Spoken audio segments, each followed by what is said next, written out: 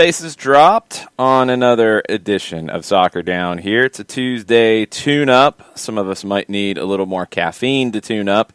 If you were up last night watching Seattle and Minnesota, if you weren't, we'll catch you up on everything. MLS Cup playoffs continue to bring the crazy. We'll see if Champions League today brings some crazy. It could. There's some very interesting matchups that we'll discuss. You got Copa Libertadores back tonight. It might be the least crazy of the Libertadores quarterfinals, but we'll get into that as well. News, rumor, innuendo, all the different things going on as we get closer to silly season.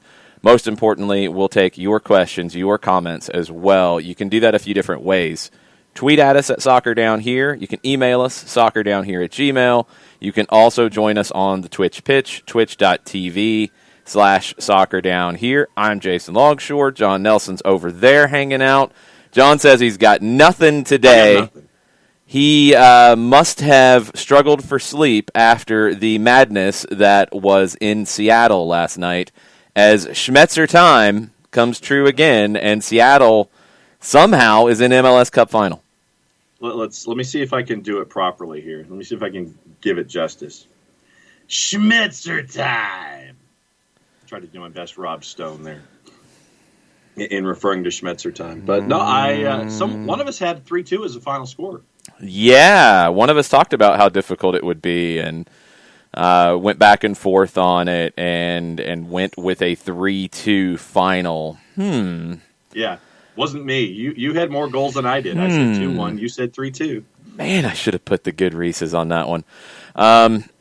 It was everything we thought it would be. I mean, it was spectacular performances from Reynoso and Ladero. Thanks to Jams505 and Soccer for Good OG for subscribing on the Twitch pitch. It had everything you would expect out of a conference final. It had brilliant performances from the number 10s. And it had the drama. It also had some questions at the end of it. It had some questions in the first half. Let's work backwards in terms of importance.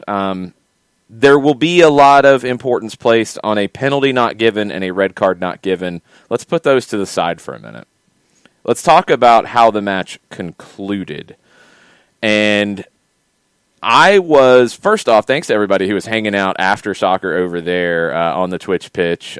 Old school, like, chat style. I mean, and this felt like a throwback to the early 2000s. It was fun. I was asking the question, I think, even before Will Bruin came on, already thinking that was going to happen. I'm like, all right, Minnesota's going to bring on a third center back, right? They're going to bring on a third center back, right? They just brought on another forward. Now they're playing two up top. They're going to bring on another center back, right? They have Jose Aja and Brent Kallman on the bench. They're going to bring one of them in, right? Right. I'm just going to tell you what Adrian Heath said after the match, and if you are a Loons fan, you should be frustrated. You should be happy about the season you had. You should be proud of your guys for fighting. You should be frustrated when Adrian Heath says, now remember, Minnesota had a couple less days rest. I don't think it was as big of a factor as it's being brought now because you had a lot of rest before that. And also because you didn't use all of your substitutions. Adrian Heath said, I said to you guys before, I was a bit concerned about the lack of rest that we've had. I thought that was pretty apparent this evening. I can't fault the guys for their effort. What they've done this year has been remarkable because I know what we've been through internally. But late on, we were sort of running on empty a little bit. And obviously when you do that, you concede space. And suddenly they've got extra bodies in the box. You leave yourself vulnerable. Unfortunately, that's what happened. Adrian, they've got extra bodies in the box because you didn't bring on a third center back when they added a second forward. You're defending 2-on-2 at that point. They're going to put in crosses. They're going to try to just play long. Why do you not bring on an extra center back? You know, I subscribe to the Bielsa theory of always having one extra defender than they have attackers centrally. You're not always able to do it. Sometimes you have to risk and play 2v2. You don't risk with a 2-0 lead in a conference final. You definitely don't risk with a 2-1 lead in a conference final. I was blown away by that decision, and I don't know why it's not a major talking point today. I do not know why it is not a major talking point today. It is very, very poor from Adrian Heath in that moment, not just to not use the substitutions, but to not bring on an extra sub in the back when you have them. I did not understand it, and it showed. You would have had an extra body on set pieces. You could have shifted. I mean, let's walk through it, because it's an easy shift as the game unfolds. So you go up 2-0, 67th minute. Yep. You are in great shape. You bring on Kai Kamara for Ethan Finley. Don't have a problem with that, because Kai Kamara allows you to play direct, allows you to skip the midfield. Okay, cool with that. You go with him up top. You can easily set up going 5-4-1 here. How? Or 5-3-2 if you want to go that way. Whichever way is fine. It's the 5 that's the important thing. You've got Dotson on the right side, who came on for Metzner. You've got Boxall, you've got Dabasi, you've got Gasper on the left side. Okay? You can, at that point, with Kai Kamara up top, you could pull Robin Lod and keep your midfield as it is, which is probably where I would like to be. You could move Molino up top. He looked very tired. Put him up top. If he gets a 1v1, you'd like for him to be on the field. Otherwise, you could leave Lod up there. You could do whatever. That's fine. But you want Grey Goose, you want Osvaldo Alonso in front of 3 center backs. I would have, because that move was Finley for Kamara, I would have pulled Lod and brought on Aha the minute Will Bruin came into the match in the 73rd. Why? Because he scored 2 minutes later. And you knew what they were going to do. Will Bruin's not going to surprise you. I think Will Bruin is one of the most underrated players in the history of Major League Soccer. Yep. I'm not trying to be hyperbolic there. Right. He's never gotten the credit he deserves. He's a player that, going back to 2016 when Atlanta United was getting ready for expansion drafts and stuff, he was a player that I'm like, if you can get him, I'd love to have him in this group. He's still doing it. You know what he's going to do. He's dangerous in the box. He's good with knockdowns. He can create for others off of knockdowns. You got to bring on another center back, because at that point it's obvious. At that point it's obvious what Seattle's going to do. Okay, they get the 1 goal in the 75th.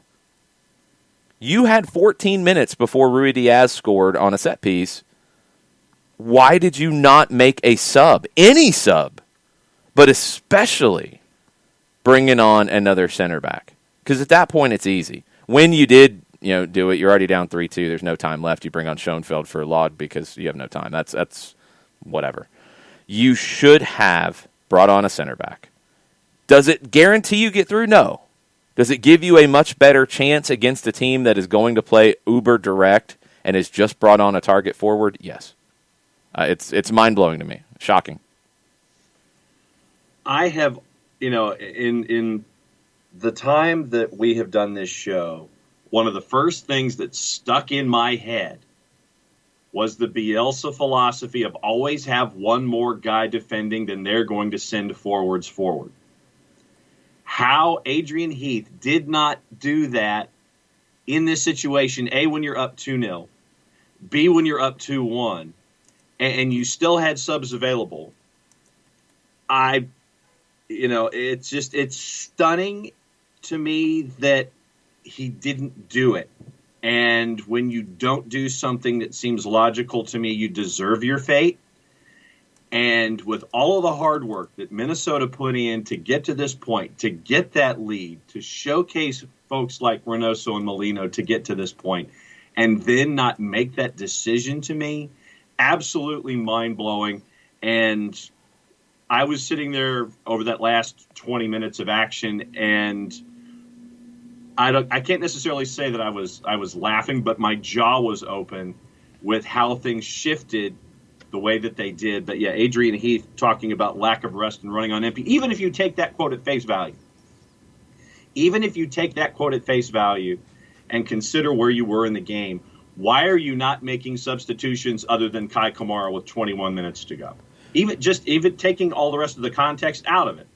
Take the rest of the context out of it. If you claim that you're running on empty, Why are you not making substitutions to address that single fact outside of the fact that Seattle made the Will Bruin sub? There were just a couple of things in there that just, it's, all right, you didn't make this change. You deserve your fate here. Yeah, I take his quote at face value. I mean, I think, everybody's going to be tired at this point, especially on the road, but there's just no excuse. I mean, Schmetzer said, I don't think tactically Minnesota surprised us with anything. I think in the grand scheme of things, you can look at how Minnesota beat Sporting Kansas City.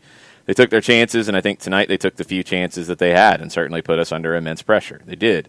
But second half, Seattle had 15 shots. Only 4 on target, but 15 shots. Minnesota only had 3. Seattle gets the 2 goals from substitutes. Will Bruin first, then Gustav Svensson to win it in stoppage time. He just came back from injury. Clutch players played clutch in the attack. Reynoso contributed to every Minnesota goal in the postseason. That's incredible. Lodero's got an assist in his last 7 playoff matches. That's an incredible stat. Raul Ruidiaz with maybe the most incredible stat, 9 goals and 6 assists in 9 playoff matches. That's absurd. Yep. Minnesota did not help themselves with their decisions here. There's just no way around it. I'm not going to go choke because that's putting it more on the players. Right. If you want to be very specific and say Adrian Heath choked because he didn't make a decision, he didn't make an action, fine. Minnesota as a whole did not choke. They did not handle the situation well from the bench. Yeah. That's the area that I have an issue with. Now, they have a valid argument, and I wondered if this would come up more in the post game. It did not. I'm actually glad that it didn't. They had a valid argument that Shane O'Neill should have been sent off in the first half. In a regular season game, he would have been sent off. There's no question about that to me. It was straight leg. It was studs up. It was very nasty. I don't care about any of the excuses about the leg was back and it didn't hurt or all this stuff. No, it was strong. It was straight leg. It was studs up. All the things that you check off for a red card. The reason it wasn't a red card is it's the playoffs. Yep. And that's fine. Go ahead. What do you think? No, I agree. I completely agree with you. I think that it should, under normal circumstances, it would have been a red card because, in looking at it, and it is straight on. But yeah, the only reason for me, and I agree with you here, the only reason that was not a red is because it was a conference final. It's a playoff call, and it was consistent because there was a penalty that Seattle could have gotten. I don't think they should have. I think in some regular season games they would have. I felt like Christian Roldan stepped in front of a player who had already committed to sliding to clear a ball, right? Where there was nobody there. It wasn't to me, it wasn't as risky as some were making it out to be on Chase Gasper. Gasper's going for a ball that is free. Roldan kind of jumps in front of him to get hit, and the penalty was not given. I think that was correct because of the situation. You didn't want the game to be decided by one of those two things. The red card is much closer to me. Felt like everybody else thought that was a penalty, though, and I looked at it differently. But most people thought that should have been a penalty. The red, maybe 60-40 people thought it was a red. I felt like it was a red straight away, but I'm okay with it. And J-Dub asks a question. He says, is it appropriate to change the way you call the game due to the fact it's the playoffs? I do think it is. I think, one, we're all accustomed to it, whether it is in a World Cup final, in a World Cup knockout game, a Champions League knockout game, these big games in playoff situations. The game gets called a little differently. The referee doesn't want to be the factor here. Right. Go back to England, Colombia in the last World Cup. By the book, you could have finished 8v8 in that game, the way people were out of hand. You didn't because that doesn't accomplish anything, really. You just have to be consistent. And that's what I've generally liked about Ismail Elfath. Now, Pacine asked a question, I think Jarrett asked it last night as well, about the penalty that Orlando got with Daryl Dike and how he kind of stepped in front. It's different to me because the defender hadn't committed at that point. Dike got the position and got hit. This one, it felt like Gasper was already in the motion of playing the ball, and Roldan was not playing the ball. He just stepped in front to get hit. That's my interpretation. That's just how I saw it. Yeah. I don't know if that was part of the decision that Elfath made, or if it was just it's not strong enough to give a penalty at this point, because that was late in the game. I mean, that would have been a game-changing penalty. The Minnesota bench would have went nuts, and I would understand why. It would have been a really difficult call to make. And I think Elfath got the game right. I don't think he did anything to negatively affect the match. I think he handled it right. I think he handled the big moments. It's why he's the MLS Referee of the Year. That's why I was disappointed with his performance in the final regular season game against Columbus, because I kind of hold him to a higher standard. I think he is the best ref in the league, and that game was a surprise in the way it was handled. This was Ismail Elfath, in my opinion, at his best. He knew the occasion. He called the game accordingly, and the players decided it on the field, not the referee. Yeah, in remembering the DK moment, to me, Daryl DK looked like he was posting up and was establishing position and was standing and then gets hit from behind. In the Gaspar Roldan moment from last night, it looked like two guys going for a simultaneous action, although they were doing different things. No, I don't think it was two guys going for a simultaneous action. I think it was one guy going to play the ball, and it was Christian Roldan trying to draw a penalty. Completely different things. And Roldan reacted second, in my opinion. And I can go back in slow mode all you want. I think Gasper was already in the motion of clearing it when Roldan said, "I can get a penalty here. Let me get in front of him and get hit." Okay, that's the way I saw it. I didn't see any intent for Roldan to actually play the ball. Yeah, I mean, like I said, I thought I saw. For me, it was two guys trying to do two different things to get to a similar point, and that's why I waved it off and didn't think it was a penalty. The reason I don't think it's a similar point is I don't think Roldan has any intention to play the ball, and Chase Gasper does. Mm-hmm. And that should be part of it for me. Those kinds of penalties are really difficult. I mean, we talked last night about the offside law and the feel of the game.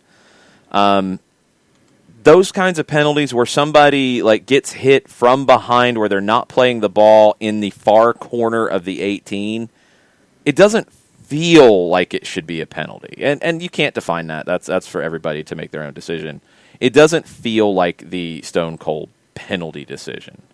That factors in, I think, to a degree. Ragamuffin says, and the ball was cleared out of the box, context should matter a bit too, I think. And that's where I'm at on it. If you're not trying to play the ball, you're not going towards goal, you're not even on the ball, you're just trying to draw contact, it's a huge bar to get a penalty. If Gasper had come in super high and kicked him in the back or something, sure, then we're having a different conversation because of the reckless nature of it. Gasper's playing the ball. Roldan is not. He's not going to goal. I think the call was correct. Okay, yeah, I see where I'll have to look at it again, but that was just my initial thought in seeing both of those players heading to that one location. That's why I didn't think it was. Okay. What else was on your mind from last night? Wow. Instant classic for me, first and foremost. We got to see Reynoso again have one of those magical moments that reinforces why Minnesota brought him in the first place. Tremendous talent to have around. And now I can't wait to see what Reynoso can do for a full season for Minnesota United. And just also, and for me, the Rui Diaz goal, when it was 2-1, Rui Diaz scores and it was 2-2. Yes, to part of the discussion that we were having this morning, but I also thought, how do you not mark Raul Rui Diaz at the back post? It's a good question. It's good from him because he kind of drifted away from the scrum. Everybody went to the same spot, to the near post, to the top of the six, that area. He just drifted out of it. I give him a little more credit on that than get on Minnesota. Somebody should have followed him, but the ball shouldn't have got through anyway. I mean, he took a very low percentage choice there to go to the back of the play and try to get unmarked, but the ball's got to find him. Yeah. It did, but I'd rather have him, even though he got the goal here, I'd rather have him in a position where he's going up to challenge for it and have somebody else there. It worked out. I don't know if that's something that they do on a regular basis. I don't know if they design, that situation. I don't know if that was the plan or if it was Ruidíaz just kind of feeling the moment and drifting out, thinking the ball could come through. I'm not sure. But it worked, and Minnesota's got to have somebody making that call at that point. This is where you have issues without Ike Opara, who hasn't been there all year, but a leader. You don't have Tyler Miller, who was your regular goalkeeper. You have a young goalkeeper who maybe isn't the most vocal in that moment. Your center backs, neither one kind of took leadership on here. I mean, maybe it's Osvaldo Alonso, but that's normally not what a defensive midfielder's doing, setting up the marking on these situations. Right. Somebody's got to be yelling when Ruidíaz drifts away, go with him. You got to make sure he's covered in those moments, and he wasn't. I give him a lot of credit for it. The third one, it's another great ball from Ladero, and it's Svensson just getting to it first at the near post. You can't be in that situation with subs on the bench. I mean, even just to waste some time using your subs at that point. You had one more sub bank. You had made two sub banks. You had to make the sub with Metanire in the first half. You had one more bank. You had 3 subs you could make there.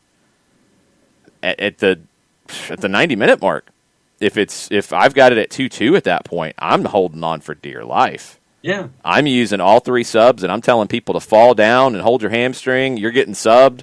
Take as much time as you can. We're trying to get out of here. And they just didn't.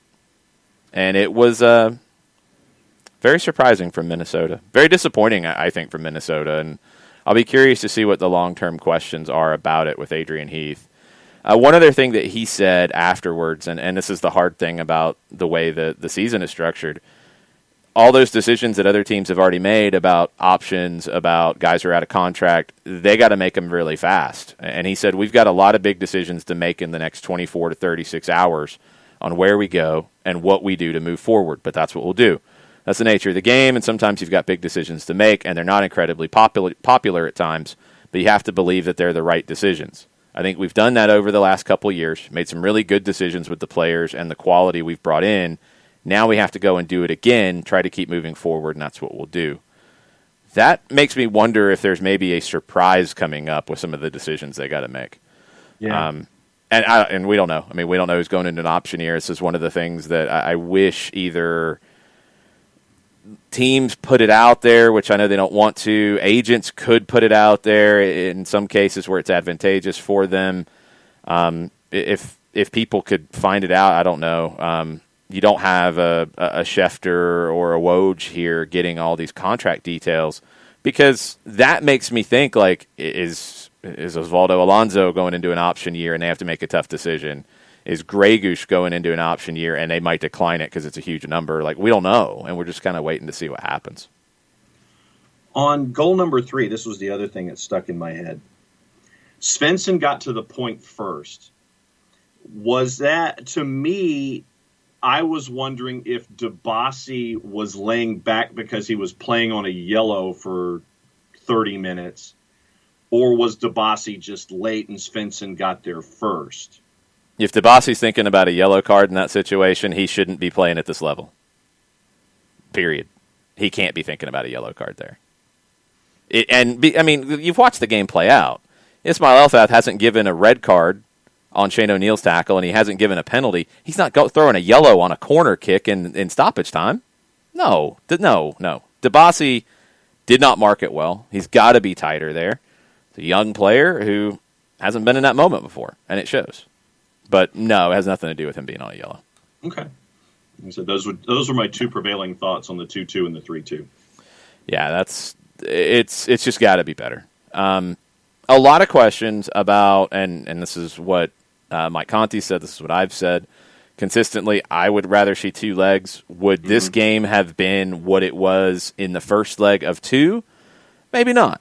Maybe once Minnesota got a 2-0 lead, maybe they would have sat back more. Maybe they wouldn't have. Maybe they would have went for it more. Maybe Seattle would have got it to 2-1 and said, okay, we're not going to risk anything. I don't know.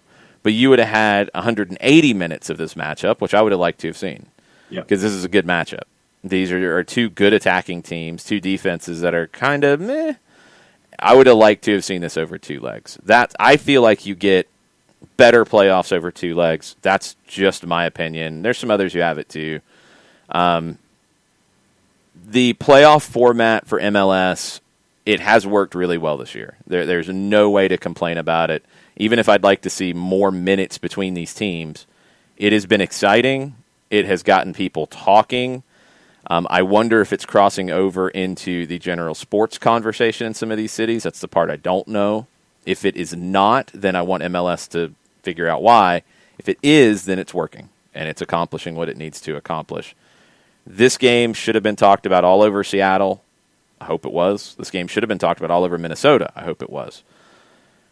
This is the spectacle that the league wants. These are the kinds of moments that the league wants. I'll be curious to see if Don Garber says anything today about the playoffs and the format. He's giving his State of the League address. It's virtual today at 1 o'clock. There will be tons of comments about it. Usually you get, if not news out of it, you get some really good hints at where things are going with the league. And look, he's going to have a tough one today because you have everything that's happened in 2020. You have the financial implications of the pandemic that will come up.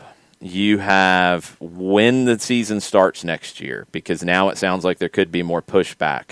Sam Stej called Paul Tenorio, had a piece at The Athletic yesterday.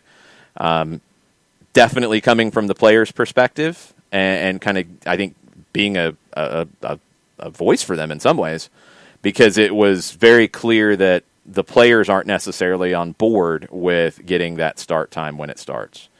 So we'll see what that looks like. We'll see what the financial implications of starting on time or starting late could be. We'll see if Don Garber talks about that today. I'm sure there'll be comments about social justice. The Black Players for Change were awarded the MLS Works Humanitarian of the Year award this morning. That's awesome. They absolutely should. I like that they honored that in that way. I'm sure that will come up today on the call. I think MLS has done a very good job with this, and I think that group specifically has done a very good job, and it sounds like it's worked with the league on a number of things. It's going to be a very interesting state of the league because coming into 2020, I think the expectation would have been this is a victory lap kind of state of the league going into the 2020 MLS Cup final. You're celebrating the league's 25th year. Everything coming out of 2019 was very strong. It looked like the way to set up the next 25 years. Now everything's changed because of the pandemic. And how much has it changed? Numbers are coming out on other leagues on how much they've lost. The NHL has not come to an agreement with their players about what their next season yet. The NHL is seen generally as a league that makes more money and is bigger than Major League Soccer. There's a lot of people who are speculating that the NHL cannot play a normal season next year. Teams might have to sit out because they can't operate. Like there's those kinds of discussions going on. There's not been anything like that in MLS. MLS has a different structure where it is that single entity, one for all, all for one kind of idea. But at some point, the financials are going to affect MLS's activities. They have to. And is that holding the start of the season so you can get people in the stands? You can't hold it until July, which is what people are saying. If you really want to be safe with the vaccines coming into play and people being able to fill stadiums again, you're talking July or later. You can't hold the season that long. You can't function that way. So, is there a sweet spot in between? Is it continue to go forward and invest and try to grow the league as best you can without the people in the stands in full capacity and just do the best you can? I don't know. I don't have their books, so there's no way I could tell you. But it is a scary moment in some ways for the league because this will affect it. And not just for 1 year, not just for 2 years if you want to include 21. It will have a long-term effect. How big of an effect will it have? We don't know. I am really intrigued by Liga MX's announcement yesterday. Enrique Bonilla, who was the CEO of Liga MX, or was the president, he is stepping down, and he's going into a new international affairs director role.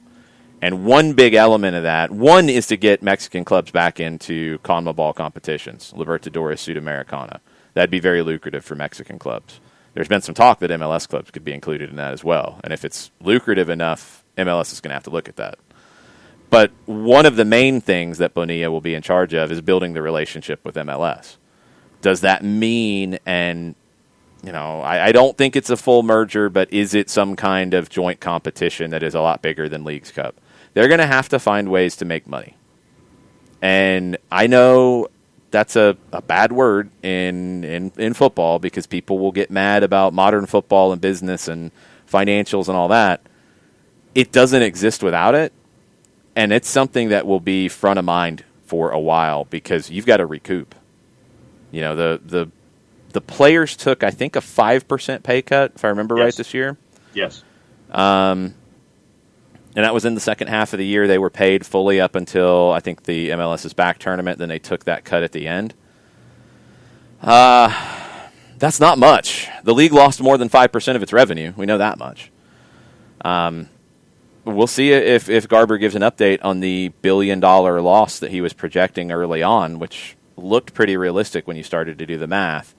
Did getting people in the stands, at least in small numbers, did it trim that a little bit? Did you find some other revenue in different ways with, having additional uniform sponsors? Did that help offset anything? Did anything else come from broadcasts? Was there anything else there to help with this? Because you have a loss like that, you go into another year, you don't know when you're going to have full capacity, you're looking at more losses. That's scary. And how does the league move forward? I hope we have some of those conversations today, not to drag it down, but for clarity's sake. And I also hope that there is Don Garber talking about the plan moving forward and how MLS is going to come out of this, as best as they know at this point, because everything changes on a regular basis. I think the league can start to look at what it looks like on the other side now that you have a vaccine process starting. Now that you know that's coming, now you can say, okay, we can get there. We know it's coming. We don't know exactly when, but we can get there. How do we get there? Yeah. And what does that look like? It's a big day for MLS. I'm really thinking that Don Garber could be giving us a bit of an outline of what things look like going forward. Yeah, Bonilla in the press conference on the relationship with MLS said the relationship with Don Garber is tight. We're in constant contact and we're taking firm steps to do the right thing for both leagues and football in North America.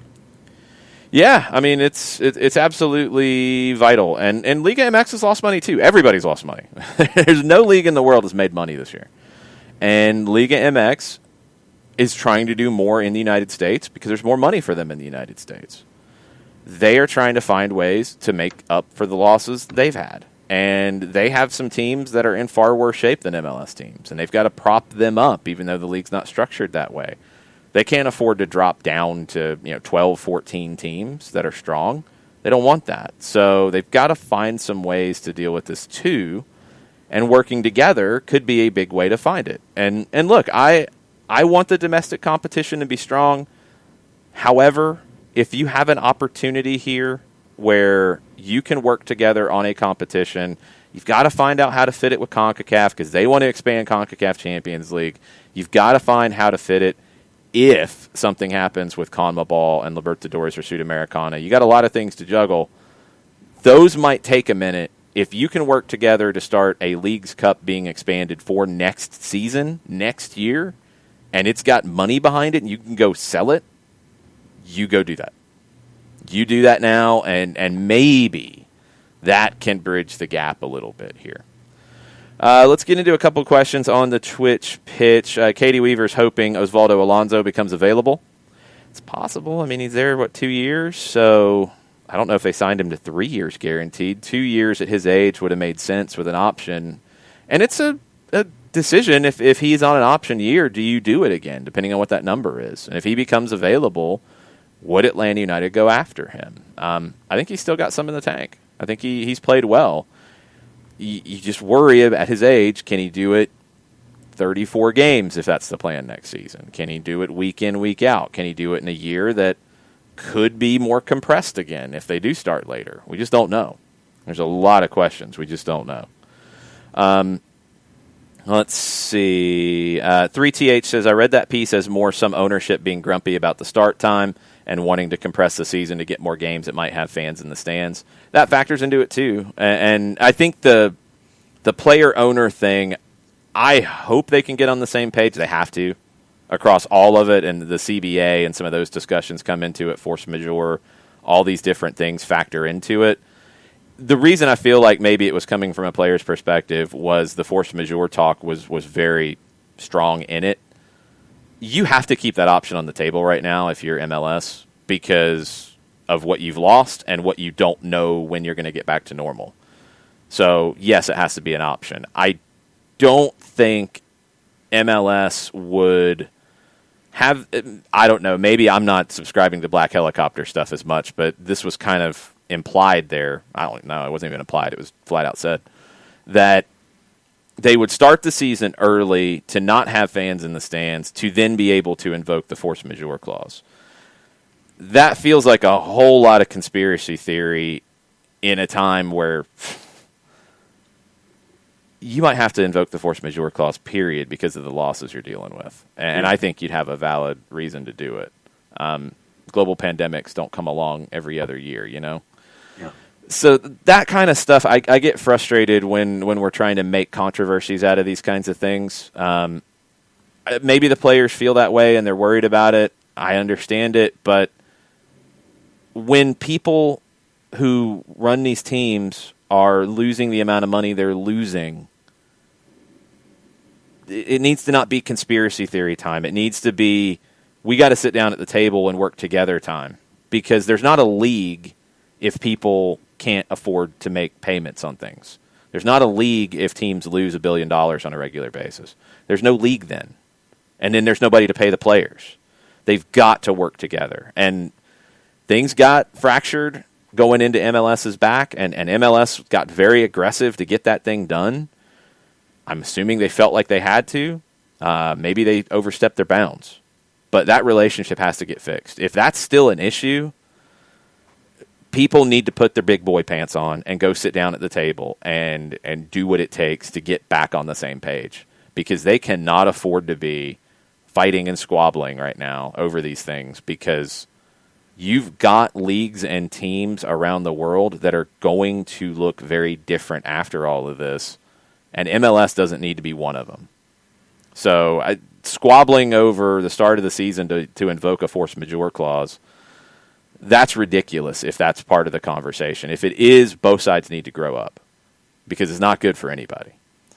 Burned asks about Seattle, says, what makes Seattle so consistently successful? The age and quality of the designated players, ? The TAM players, where on the field, the quality of the American support players, the depth.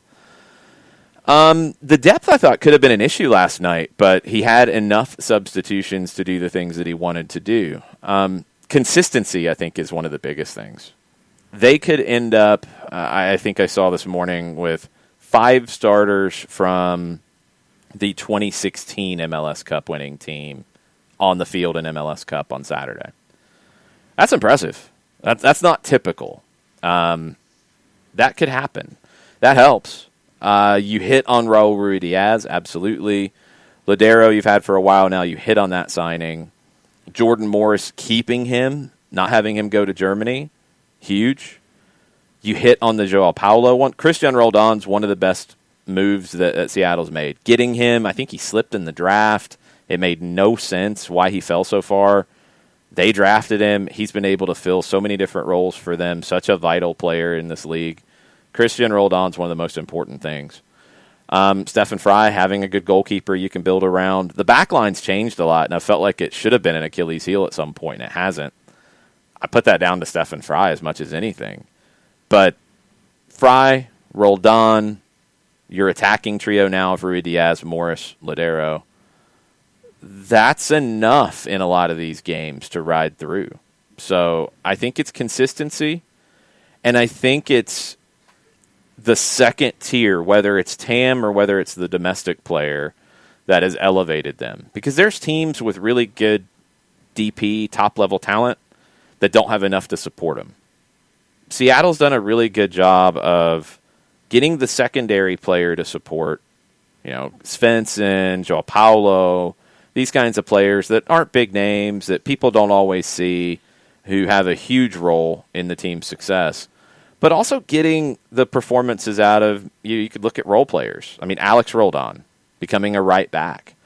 They didn't pick up his contract last year, and then they had a spot at right back. They thought maybe he could turn into a right back. He has. He's played in the playoffs. He's done well. You got Bradley Smith back. Leerdam was a good one to bring in. You've gotten contributions from Jordy Dellum. You brought Roman Torres back. Will Bruin off the bench is really good for a backup number 9. You've got a good squad. I think Schmetzer does his best job with the role players and the guys who are in and out of the lineup. I think that's where Schmetzer's value really is. He's a great man manager. Like, tactically, it's simple. It's not complicated. But he works really well to get the most out of those players that don't have as much to give. And I think that's the important thing for the Sounders.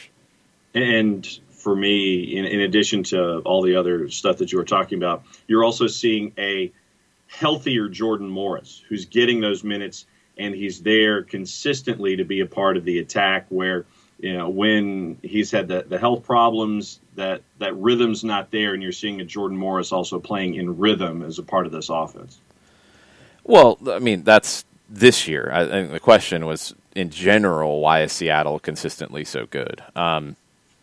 Morris just being there is part of it. But what they've been able to do is when they've had issues, whether it's Chad Marshall retiring, whether it's injuries to Morris, whether at the early stages for Schmetzer it was the injury to Dempsey, they've been able to find other contributors.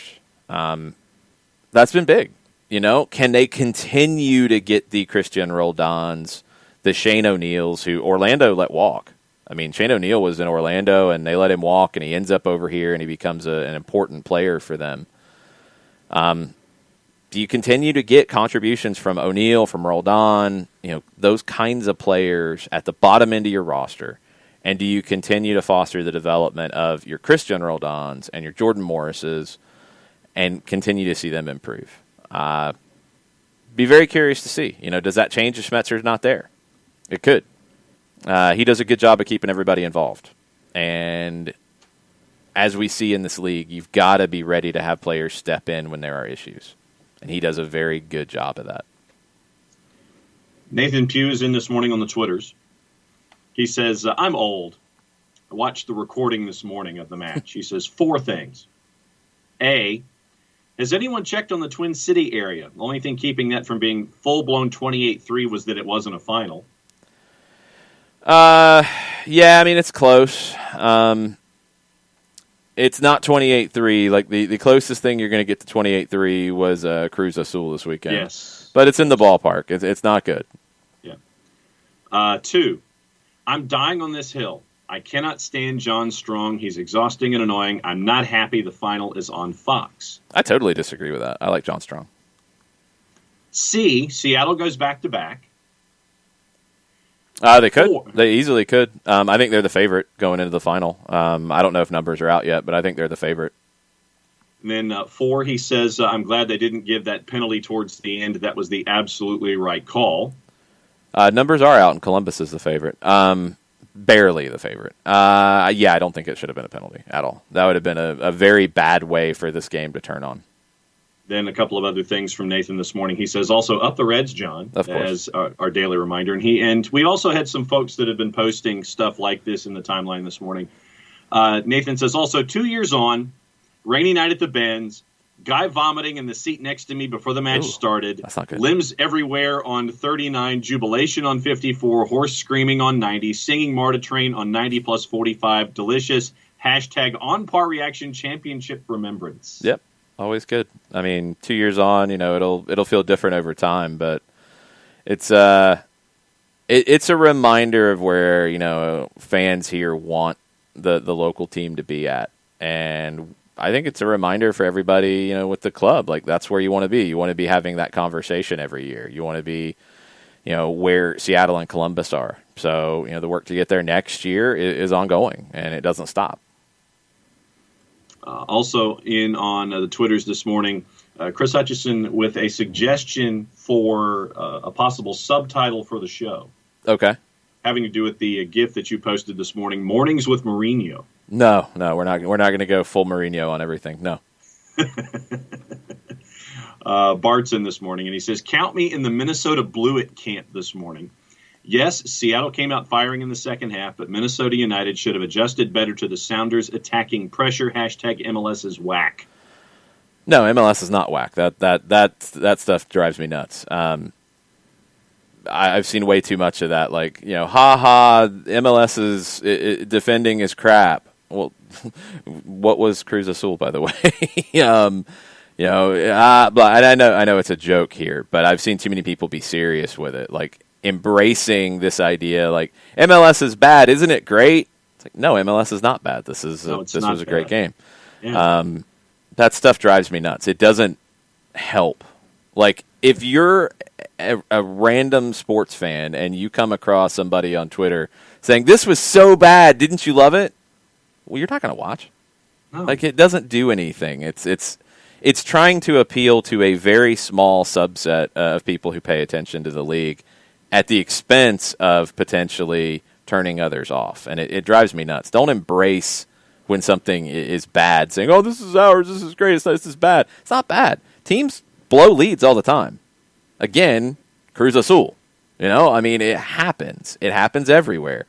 Like everybody says, a 2-0 lead's the most dangerous in soccer, which is so stupid. But you remember when teams blow it. Yeah. And Minnesota blew it. Blowing it's a better way to put it than they choked, in my opinion. They blew it because they did not adjust, as was said. They did not add another center back. They did not defend better. Go ahead. No, just in addition to everything else this morning, Big Fox put out the numbers for Sporting Kansas City and Minnesota for viewing. 851,000 viewers, the most watched MLS telecast of any kind in 2020, and also the second most watched playoff match in the last 22 seasons, excluding MLS Cup, according to Nielsen. Not bad. That's why you pushed that game to Thursday, and that's why Minnesota's possibly complaining about it, because you pushed it Thursday. But that was for that rating, and hopefully for the exposure you got out of it. I still don't think it's a valid excuse. You should have brought on another defender. Yes. You should have brought on another defender. Just no way around it. Allegedly, Joshi is in this morning. I was so... Multiple O's. I did not do that. I was not adding that. I was reading. Okay. I was so hoping we'd be able to say, quote, as Atlanta did to New Jersey in 2018, Minnesota United beat Seattle for the first time in franchise history on their run to win MLS Cup, end quote. And it would have deepened our brotherhood of the 17s. I was also sad I didn't get to say, Alexa, play Wonderwall. I couldn't hear what Seattle was playing after the game. It wasn't Wonderwall. No. I don't know what it was. It's going to hit me at like 3 a.m. Okay, it wasn't that big of a deal. Jeez, relax. Well, no, but it was a song that's been in those kinds of situations before, and I'm going to have to go back and watch it now at the end and listen to what they said. Okay. It's a curiosity thing for me. Once the show is over, I'm going to go and listen to what's going on. And then Joshi says, I'd gone into that game being okay with whichever team won, but then when Seattle started scoring and then the Loons lost, it was almost like watching Atlanta lose again. I don't think I like Seattle anymore. Seattle can get frustrating because they're just there so much. I mean, it's turning into a little bit of the New England Patriots kind of vibe where they just keep doing it and they reload and they have a couple of the key figures they build around every time, and that's a credit to that organization. Now, they might be heading for a very big decision about Brian Schmetzer.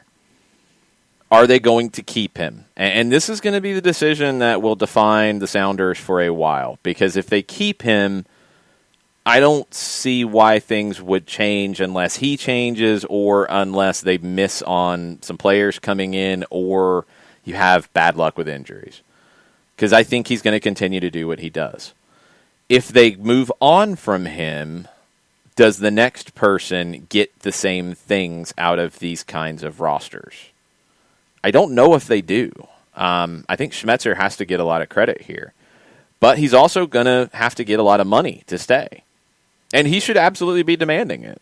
But where's the line? Because I think what's different in the situation, Brian Schmetzer's not a coach who's been in 5 different places and wants to be at the biggest club, et cetera, et cetera. He is a Seattle lifer. So does he put forward such an ask that the team can't say yes to walk? No, I don't think that's the case. But does he ask for too much? Has the relationship been damaged? Can it be fixed? Does he come down at the end and basically be like, look, I just need a raise. I just need a new contract and a raise. Pay me what you can. I don't want to go anywhere else. Right. Or does he really at this point say, I've done everything I can do here. I know I'm a Seattle lifer, but I don't get the respect that I deserve. I'm going to go to another club in the league and win there to show you guys. Has it gotten to that point? I don't know. And that's going to be the cloud that is hanging over Seattle's head until an announcement's made. And it's going to be a distraction for MLS Cup. It should be the major talking point going into the game on Saturday. Is Schmetzer coming back? Yeah. I mean, that should be the number one question everybody's asking the Seattle Sounders between now and kickoff. I can't believe it's gotten to this point. I think he stays. I would be blown away if they can't find a way to make this work. Unless it's one of two things. Either the relationship has gotten so broken that it can't be salvaged because of the way it's been handled up to this point, or Seattle has committed to, we've got to cut expenditures somewhere, and we're not going to pay that much for a coach. We feel like Gonzalo Pineda can do the same thing for less, or somebody else can. I don't know. I think that is a risky move. If the relationship's gotten broken and you have to move on and that's your plan B, then that's your plan B. If you think an assistant can step up and do what Schmetzer did stepping up, I just don't see that happening. Could be wrong. I don't think it happens. So this is going to be a wild story the rest of the week. J-Dub on the Twitch pitch says, so in the concert world, we aren't talking about full capacity shows until the third quarter, September-ish. That's due to COVID vacation and people feeling comfortable again. I imagine it's the same case in the sports world. So the idea of delaying the start to have more fans in the stands is kind of a non-starter for me. And I agree. I don't think you can, like, if you delay it a month, does that change anything? No, it just compresses the schedule even more, and you bring up injury. Right. And that's been my frustration with the way some of this is starting to get talked about. We've talked about compressed schedules and increased injury. I mean, one of the things that was said is like, or I'm seeing a lot from people is, oh, well, now MLS wants to talk about not playing during international breaks. They've had no problem playing during international breaks before. Well, the conversation all year has been they're playing too many games in too short a period of time. Players are getting hurt. Well, why aren't we talking about that now when they're trying to play a normal schedule next year instead of a compressed schedule? Oh, right. That doesn't fit the narrative. Okay, my bad. The league's the big meanie. Stop with this stuff. I don't know why we do this in this country. They've got to figure it out because they've got to find this balance. I mean, J-Dub's right. Like, NFL next year, probably going to be okay. College football next year, probably going to be back to normal for the programs that survive this. Baseball's got some serious things to figure out. Basketball's plowing through. They have to. The TV money is such an important element there. You've got to put the TV product on. Okay. That's not the case for MLS. But you've got to play. So how do you find that in between? You know, is it more transfers out in January and signing guys in on cheaper transfer fees, cheaper salaries? because you've got to find a way to make revenue. I don't know how much more you can sell sponsorship. I don't know how much more you can sell commercial time. I don't know how much more there is to sell in that regard. The only other revenue I see is selling players. You can't do that if you're not playing. You just can't. So I don't know. There's not a perfect solution. I do agree with some of the comments I've seen in the Twitch pitch that MLS is structured in a way that should be able to handle this better than a lot of leagues. Totally agree with that. It's still going to be an effect. And that's the element here is it's not going to go away by the time we get to March. It's not going to go away by April. I don't think it goes away by May. Then you're getting into the summer competitions with Nations League, with Gold Cup, with European Championships, with Copa America, where you're going to be missing guys. The later you start, the more compressed the schedule is. The more compressed the schedule is, the more, two things. You're going to play games without your best players because they will be on international duty, and two, the more players will get injured because you're playing more games. That's the flip side. So I don't think there is a benefit from waiting later.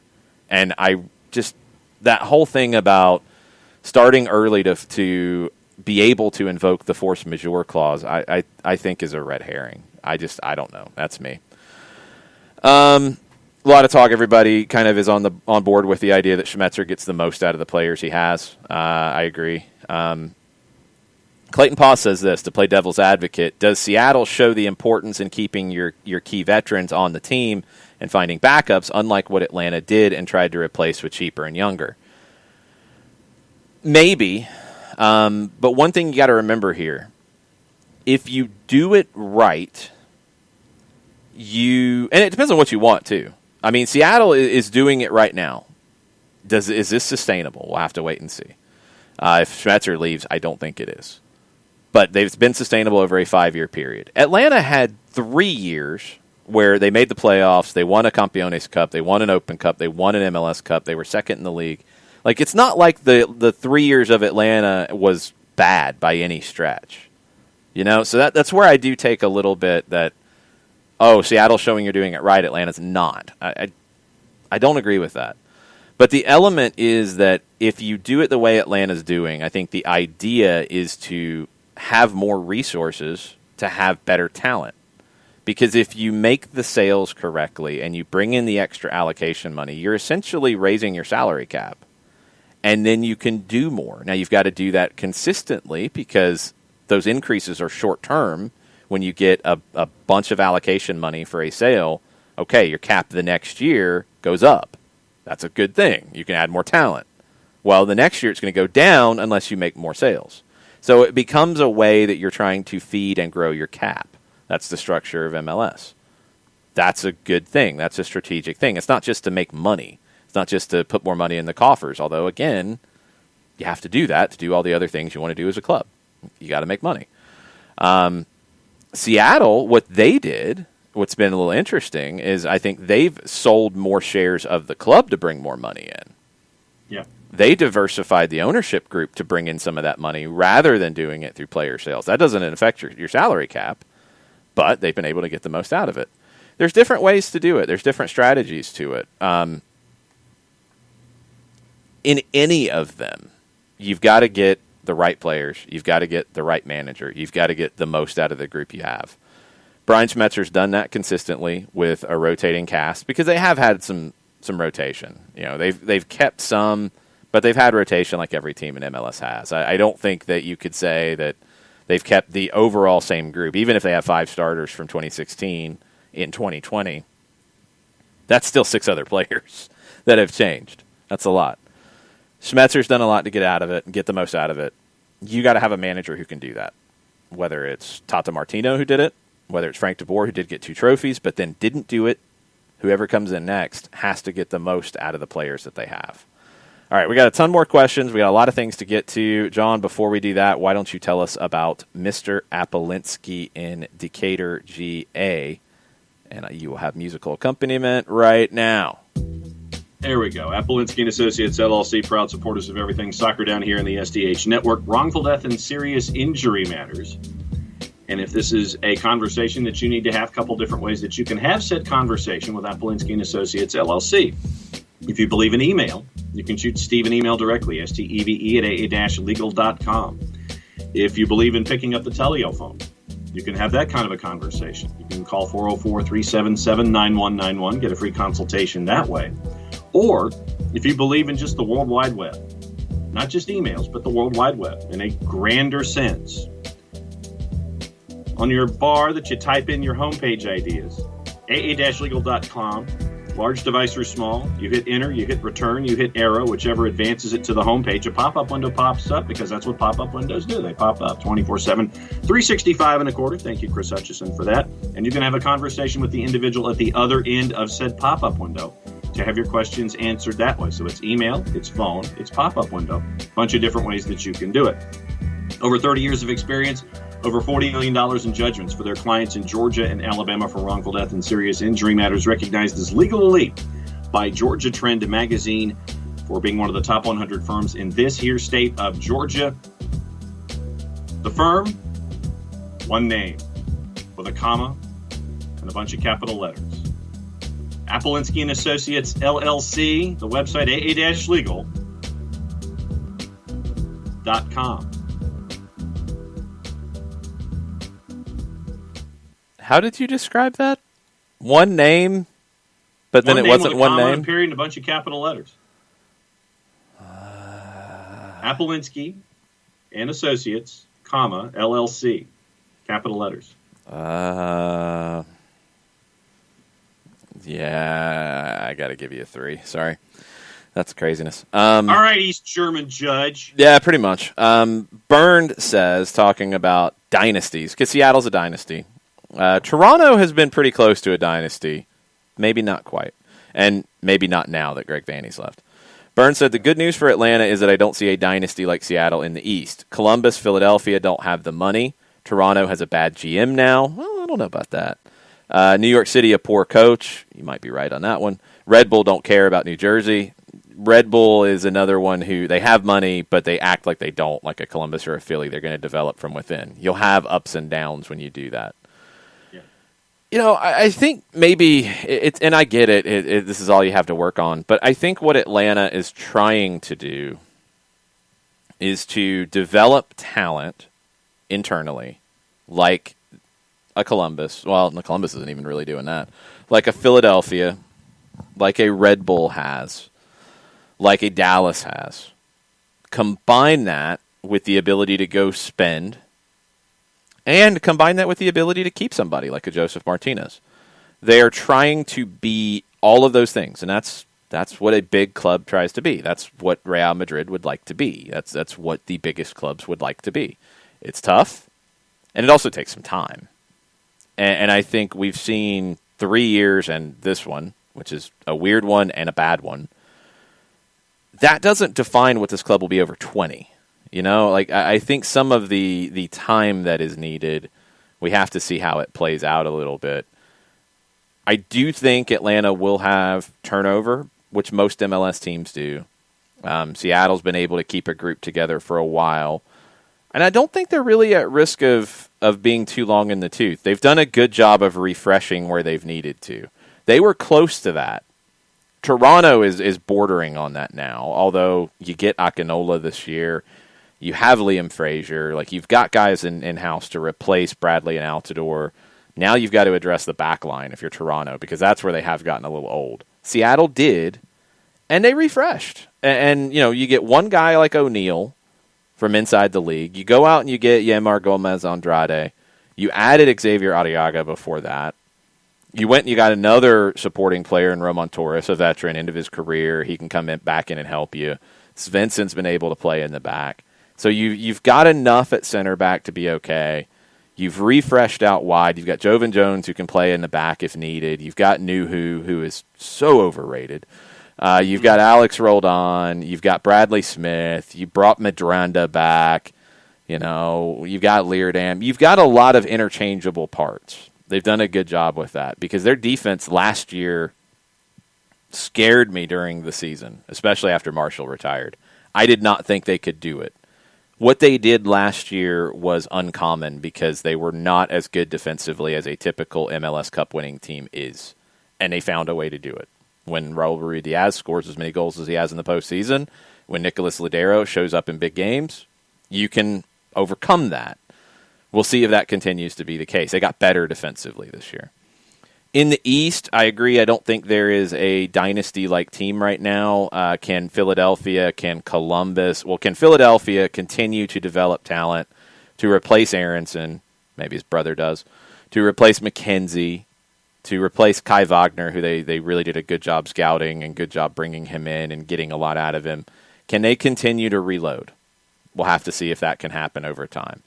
Columbus has put together a good group. I don't think it has a long shelf life. Mensah, Nagbe, not young, not old yet, but getting closer to that.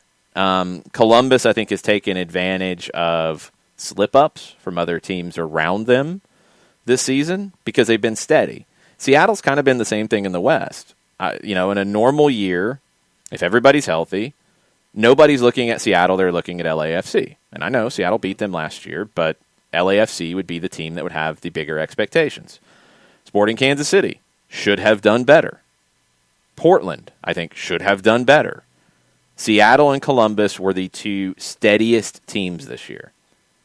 And they did it in different ways, especially different managerial types. I think Brian Schmetzer is the epitome of steady. Caleb Porter, a little more fiery. But he created a style and got the players to maintain steadiness. Even when the defense had some slip-ups, when they had some injuries. Even when they had to deal without Nagbe and had to deal without Aloy Room and those kinds of things. The team idea, the team philosophy, maintained steadiness. They've both been the last two standing. In a year like 2020 that's been crazy and you've had wild ups and downs, it kind of is fitting that the two steadiest teams get to the final. J-Dub says, go ahead. No, I was just going to say slow and steady wins the race usually. That's the old adage. And wow, going back old school. I did. Well, I am 106 years old. So, but no, you see the... That ain't true! Just, okay, so I'm 102. There we go, I said it.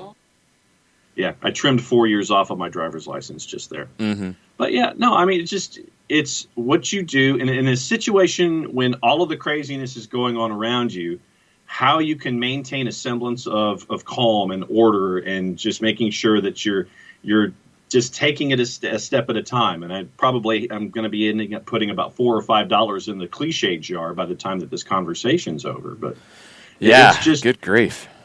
I know, just running them all through. But no, I mean,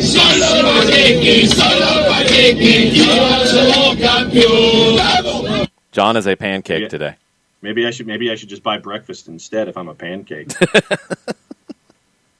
Go hit another cliche. I know you want to. Oh yeah, I see now that you got me going, it's like, all right, what cliche can I bring out next? But no, I mean, you look at Brian Schmetzer, who really looks like your basic librarian or your basic mechanical engineer, and he's the personification of calm on the sideline. Does he look like a librarian or an office worker? Office worker. Oh, I've heard both. He's the guy that when you dial up the help desk, he's like, oh, okay, I'll take down your information and someone will get back to you, in the next couple of hours. And he's the guy that sends you that email. Brian Schmetzer is going to come after you. But I mean this in a positive way. You do? In a season like this, you need that kind of calm on the touchline. And I know that, players and teams take the personality of their manager or their coach or their head coach or what have you. And I think that and last night to me is a personification of this.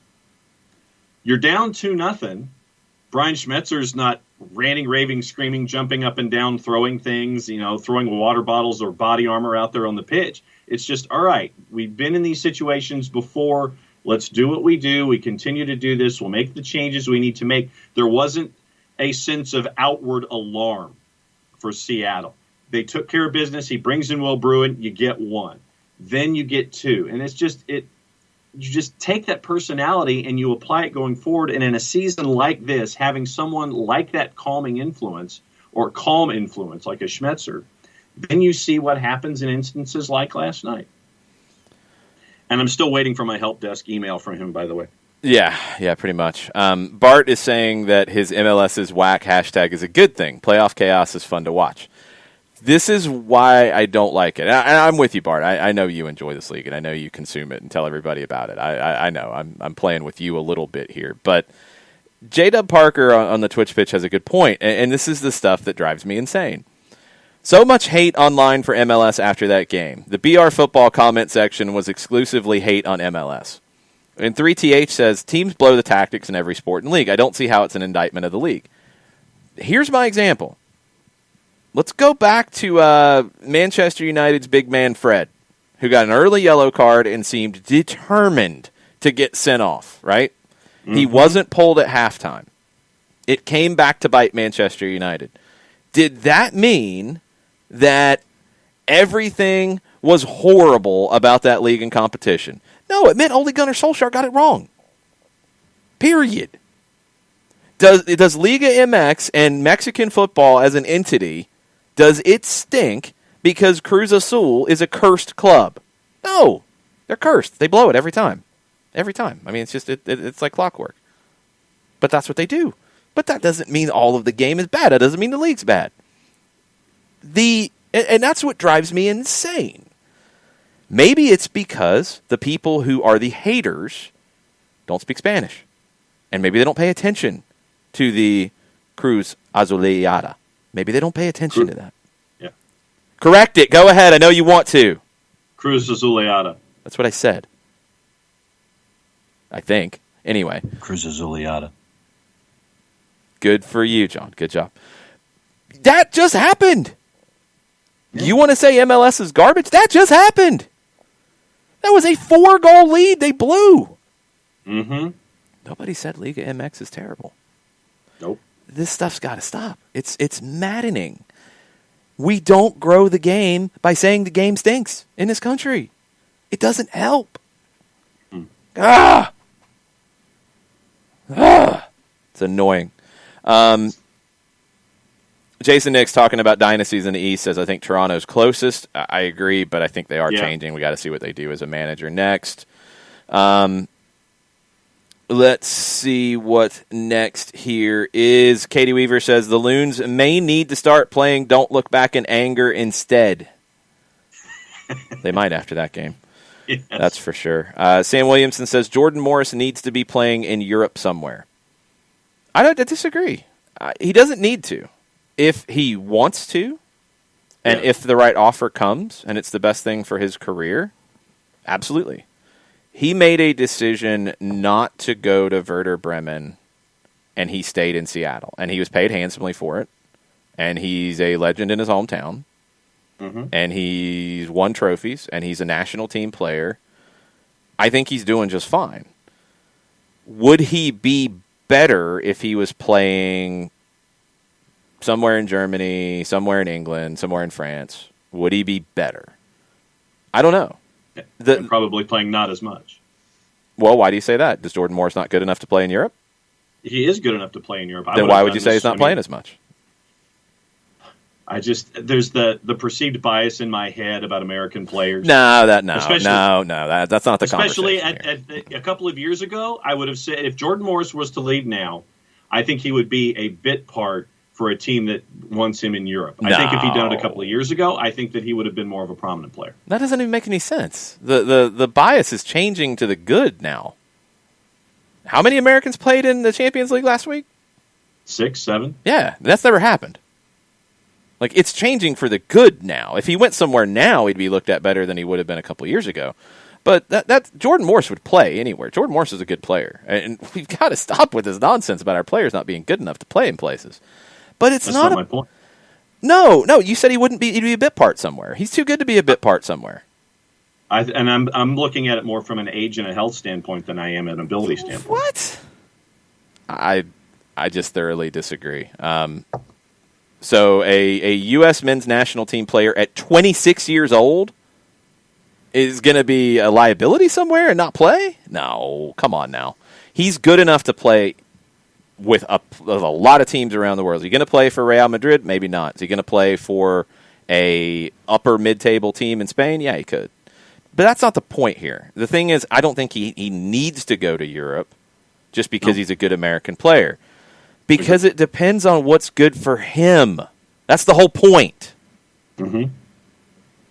Landon Donovan didn't need to play in Europe because he would have been a worse player if he did. Why? Because his personality was better served to play in this country. He would not have been strong enough mentally. He understood his mental health.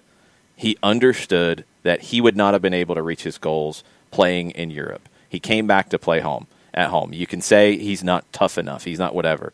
He's maybe, and Clint Dempsey would have a valid argument on this, the best player this country's ever produced. He did just fine for himself. If Jordan Morris feels like he plays his best soccer in MLS, he should stay in MLS. Mm-hmm. If he feels like he has an opportunity to go play in Europe and make money, and more money, I would hope, and play at a higher level and it would improve his game, if he wants to do that, good for him. We don't get to say what he needs to do and should do and shouldn't do. I'm not in his head. I don't know what would get the best soccer out of Jordan Morris. He needs to do what the best move for Jordan Morris would be. And if that's to stay in this league and become a very well-paid player in Major League Soccer, good for him. Go ahead.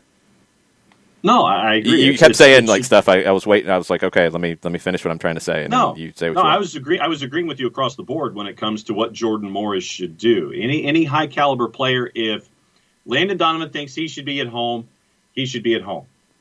If Jordan Morris wants to go play in Europe, be paid handsomely, and go play in Europe, that's his desire. He should be able to go do that if he's presented with that opportunity. If he wants to stay home, that's not a negative to me. If you want to stay home and you want to continue to build a resume and a dossier for, a club where you are a legend and a part of the country that truly appreciates you and loves you from, when you were knee high to a grasshopper or whatever, do what's best for you, regardless of where that is. If it's at home, fantastic. If it's away, fantastic. Don't sit, I've never been one to sit there and say that a player should do this because it's better for them. Unless I'm their agent, then I'm not in a position to say something like that. I don't even think the agent does. It's up to the player. We need some Jordan Morrises in this league. Mm-hmm. We need some American players in this league who are going to stick around and grow the league. And Jordan Morris has made that decision for his career so far. Maybe an offer comes that he can't say no to. Maybe a salary comes that he can't say no to. We don't know. But I will take players making the decisions that's best for their career above what we think is best for their career or the national team or whatever. I don't know if he's a better player in Europe or not. No way to know that. He's got to make that decision for himself. I think Donovan did it and showed that you can still be a great player, playing in this league, growing this league, and being more comfortable, happier, making your best performances when you feel that way. We'll see if Jordan Morris is one of those or if he has an opportunity to go and he takes it. Shiva says, so should Atlanta take a note from Seattle's success storybook? It's not I don't think either one are like these massively different books. Seattle's bought older players from overseas, but they spent money on Ladero. Ladero's been a Uruguayan national team player. It's not like he's just an average guy. They spent money on Rui Diaz, a Peruvian national team player. And again, they spent money on these guys, but they didn't spend money on 18, 19, 20-year-olds like an Ezequiel Barco. They didn't take people say Miguel Almiron was a slam dunk, not to produce what he did here because he hadn't done that in his career. He hadn't been an attacking player to that degree in his career. It didn't happen at Lanús. It didn't happen at Cerro Porteño. He was playing more as an 8. That was a risk in the way you saw him playing here, but you built the team around it. You made it work. Okay, Joseph Martinez wasn't a huge expenditure. That was really good business. Now, if you want to say they should go in a Seattle direction, signing somebody like Pitti versus signing somebody like Ladero should have been more of a sure thing. If Pitti stayed in the league as long as Ladero has, I think their numbers are a lot more similar than you think. Those kinds of signings were pretty similar, except Atlanta spent more on Pitti because he was worth more at the time. Marcelino Moreno is and a Seattle kind of signing.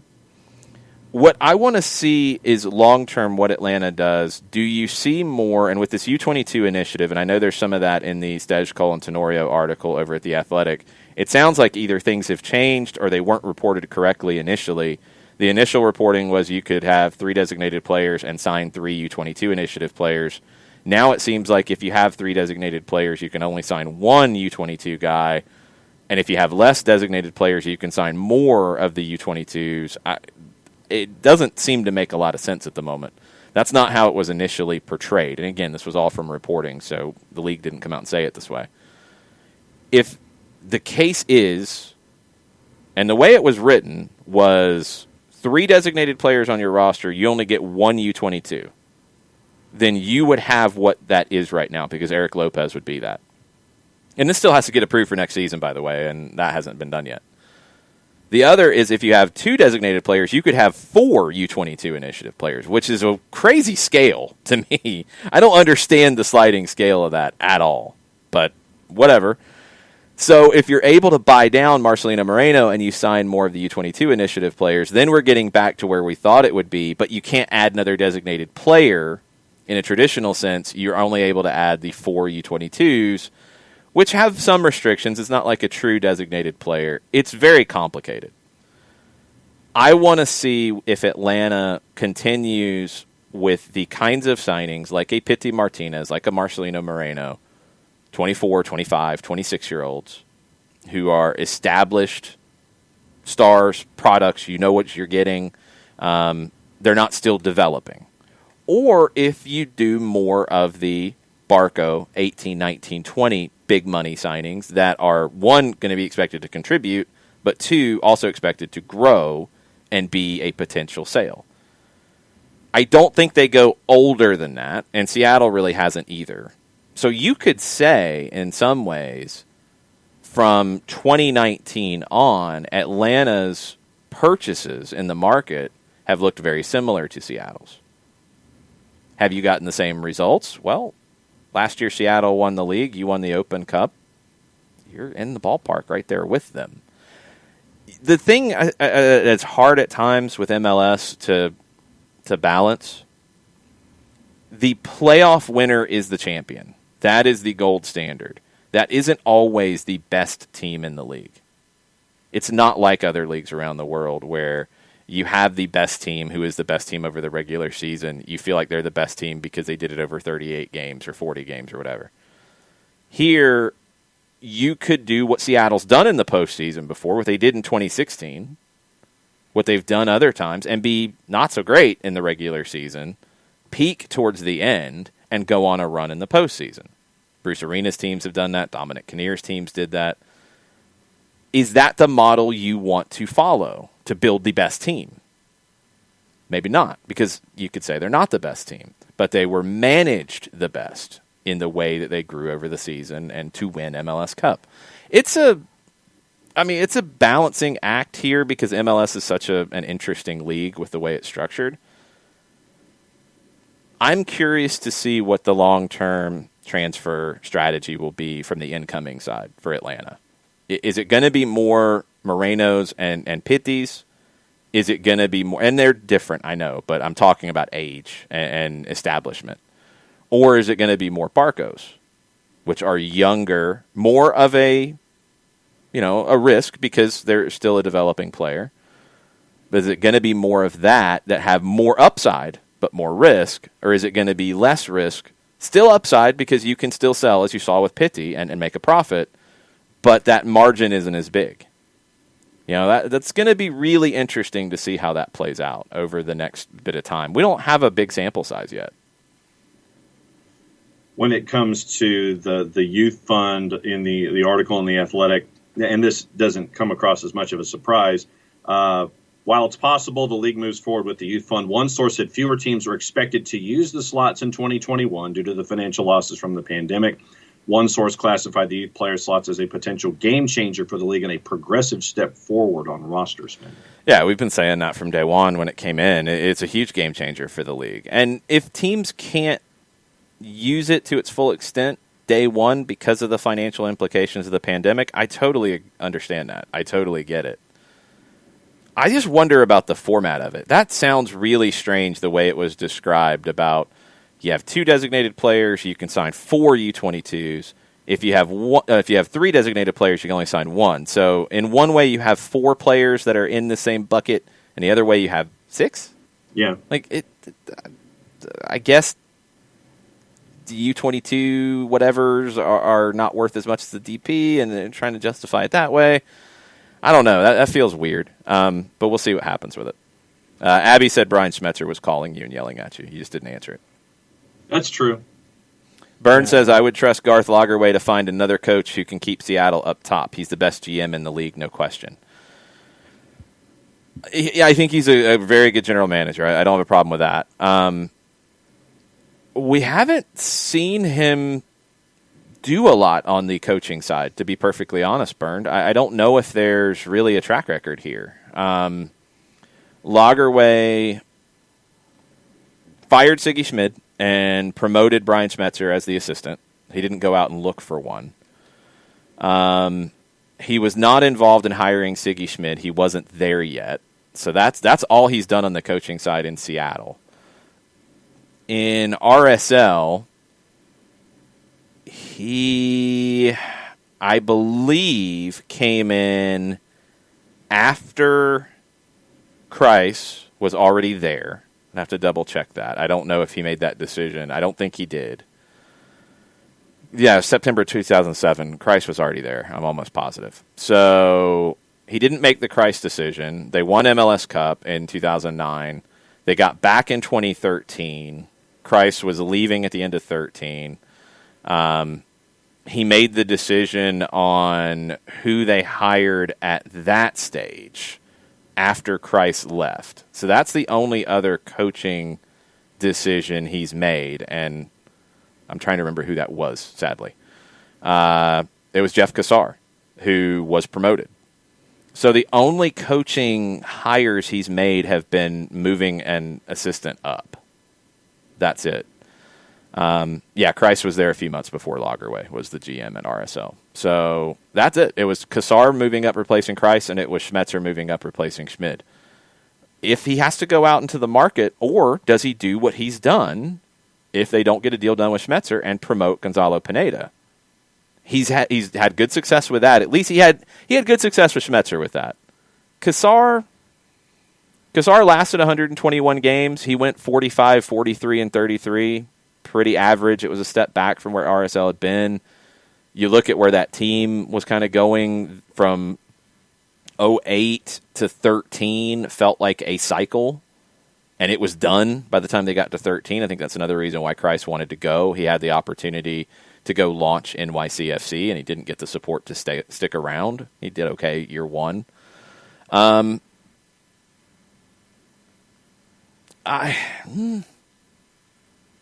He's done a good job with player recruitment.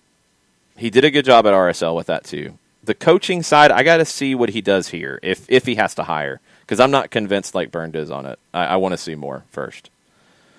Okay, as we try to get caught up on the stuff, lots of different things. I'm going to skip ahead, so if y'all sent some things, I'm sorry. Let me catch the highlighted ones that are there. Abby says, good players should not have to go to Europe. If we want this league to continue to improve, then some good players need to stay, and I agree. Abby's also using her 59,000 points to highlight comments, which is very good. Soccer for Good OG says, as much as Alexi Lawless drives people crazy, he's totally in the bag for MLS and stokes the hype train. The other MLS commentators could take a cue from him. You can find an in-between. I mean, you got to be critical when it's time to be critical, but I don't think like cutting the legs off of the league does anything to make it better. Be critical about spending more money in the salary cap. Be critical about some of the transparency with roster rules. Be critical about, you want more teams to invest in playing young players. Be critical about these things. Be critical about, the way the league is promoted internally. Stuff like that. Absolutely. But saying the league is garbage and we love it because it's garbage, or the defense is bad and we love it because there's all these goals, like, that's not being critical. That's being cynical to try to score points with a group of people who are not growing the league either. So I don't get the point. I don't get the point of that at all. Be critical when it's time to be critical and do it properly, because you don't have to be in the bag, is the way Soccer for Good OG said it. You don't have to be that in a negative sense, but you can want the league to grow and be the best it can possibly be while being critical. I think making a joke out of the league doesn't accomplish any of that. It doesn't do anything for anybody except for you scoring points on social media. And maybe that's the most important thing. I don't know. Maybe I've missed the memo.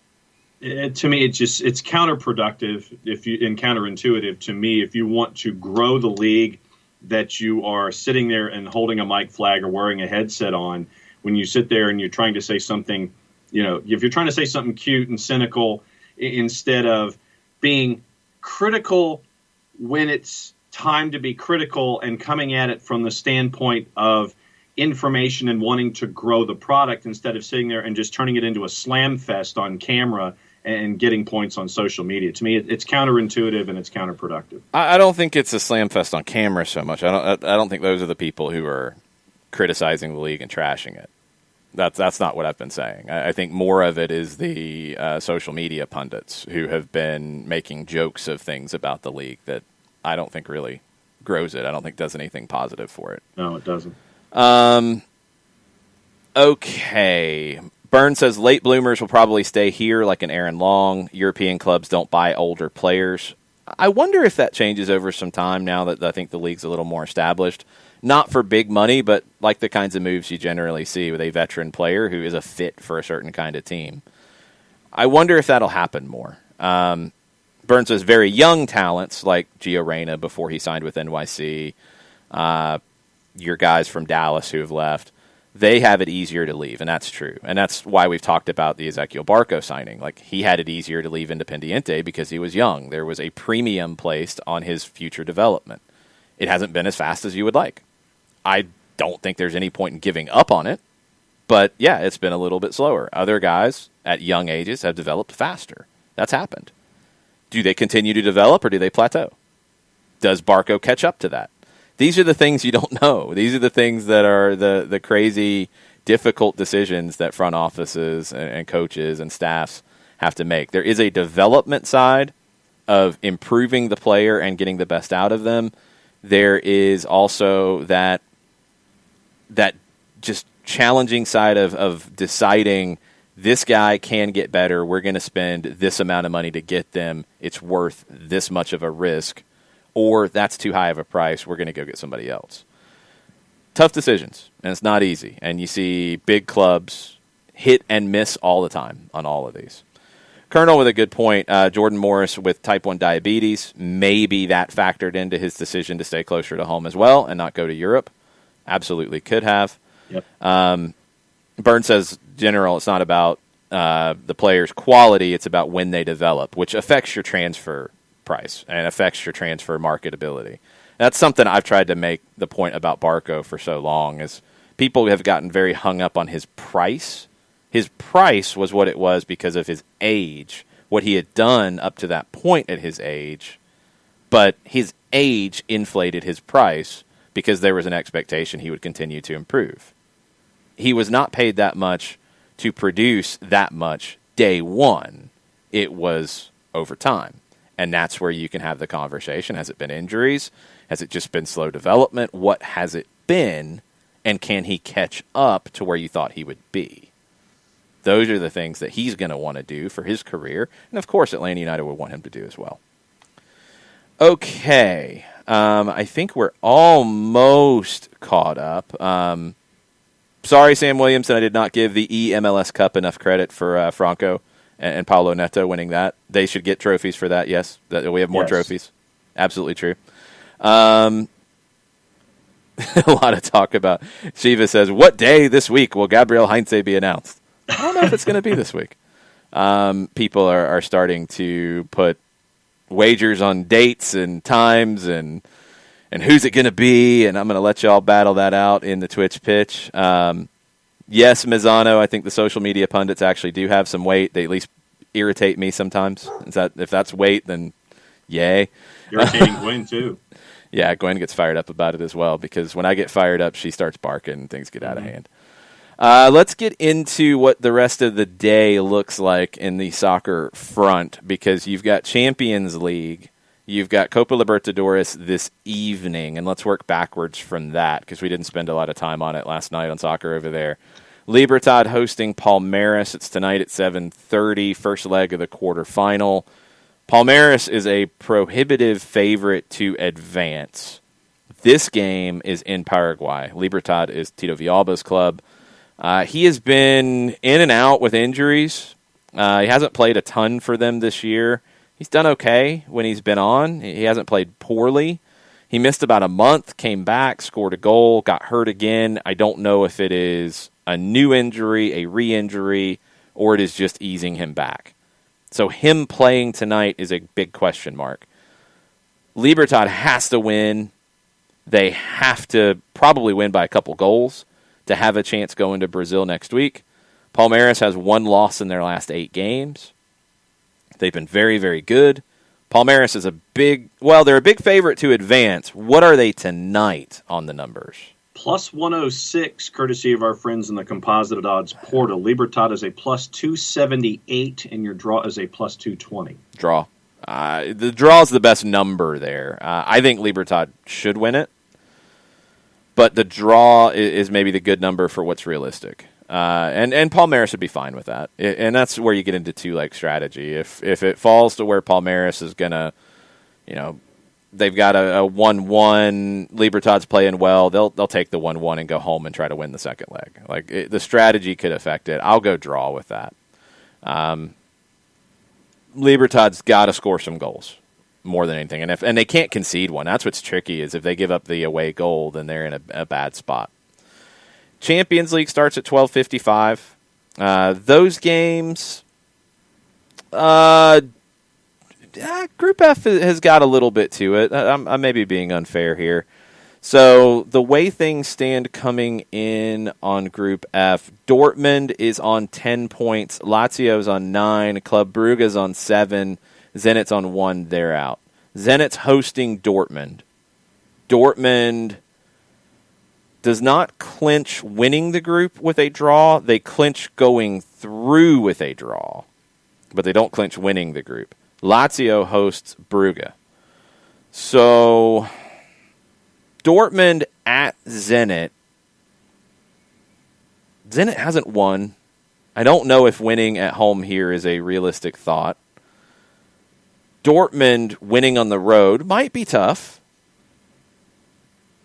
What are the numbers for Dortmund and Zenit? Dortmund is a minus 143 on the road. Zenit is a plus 385, and your draw is a plus 315. Bigger favorite than I thought. I probably wouldn't go anywhere on that one and just avoid it, because it could get weird. Mm-hmm. The other game is going to be a tough one, and if I'm watching one of the games, it's Lazio and Brugge, because Lazio's on 9. They have not lost in Champions League. They got 2 wins and 3 draws.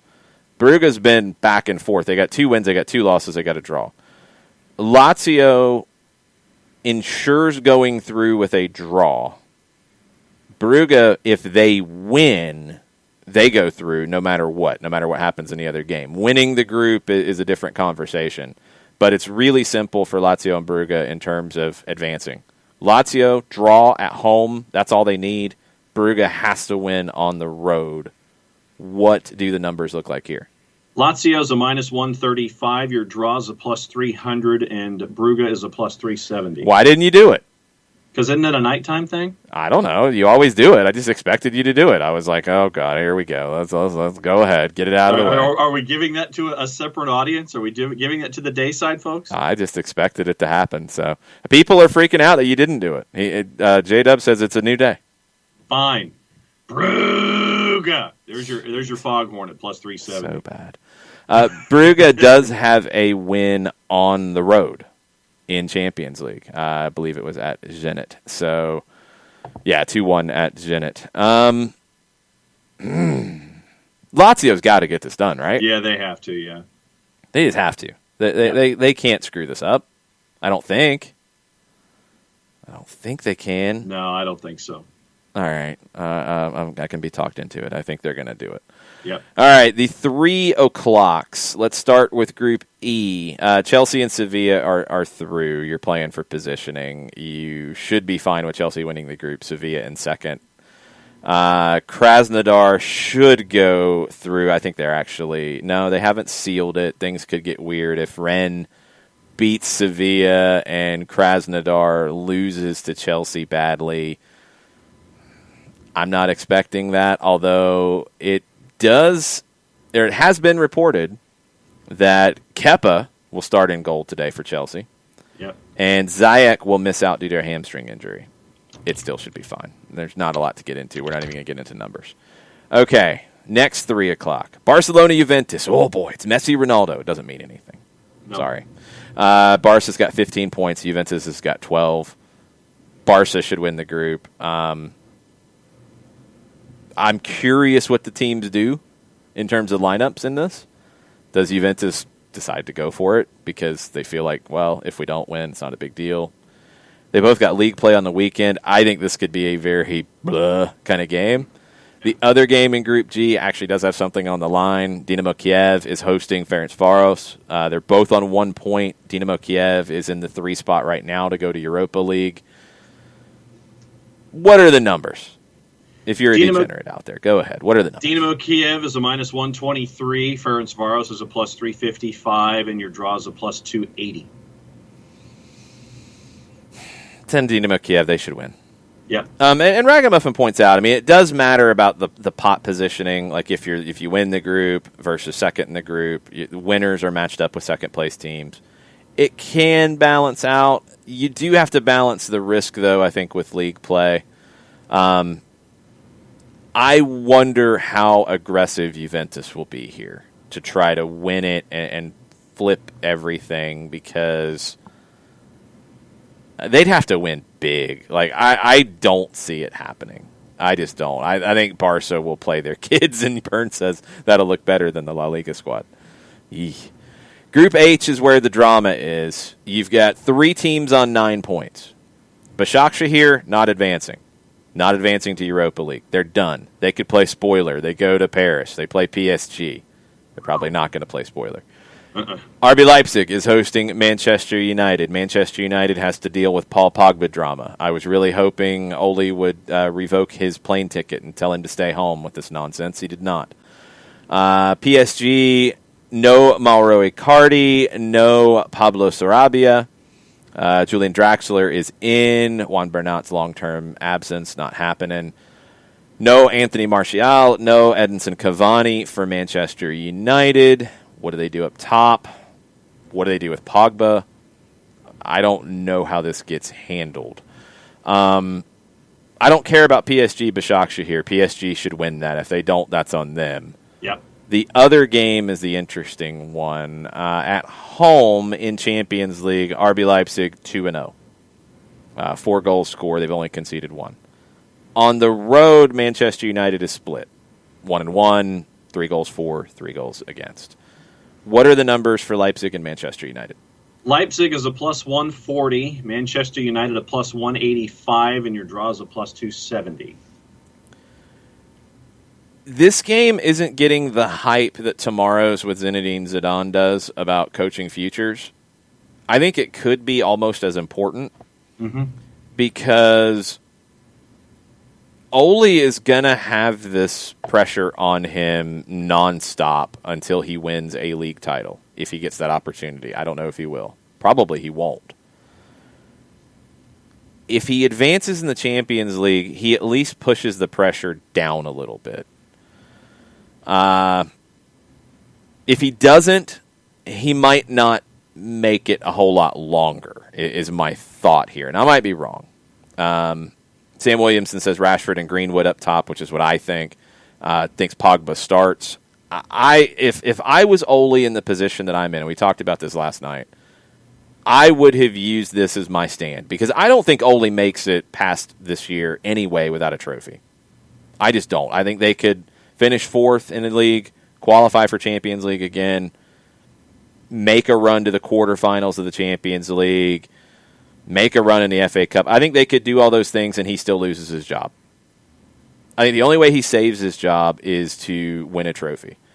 If Paul Pogba's checked out to the point that his manager is saying the things that he did and doesn't come out and say, hey, you shouldn't say that, then he doesn't want to be there.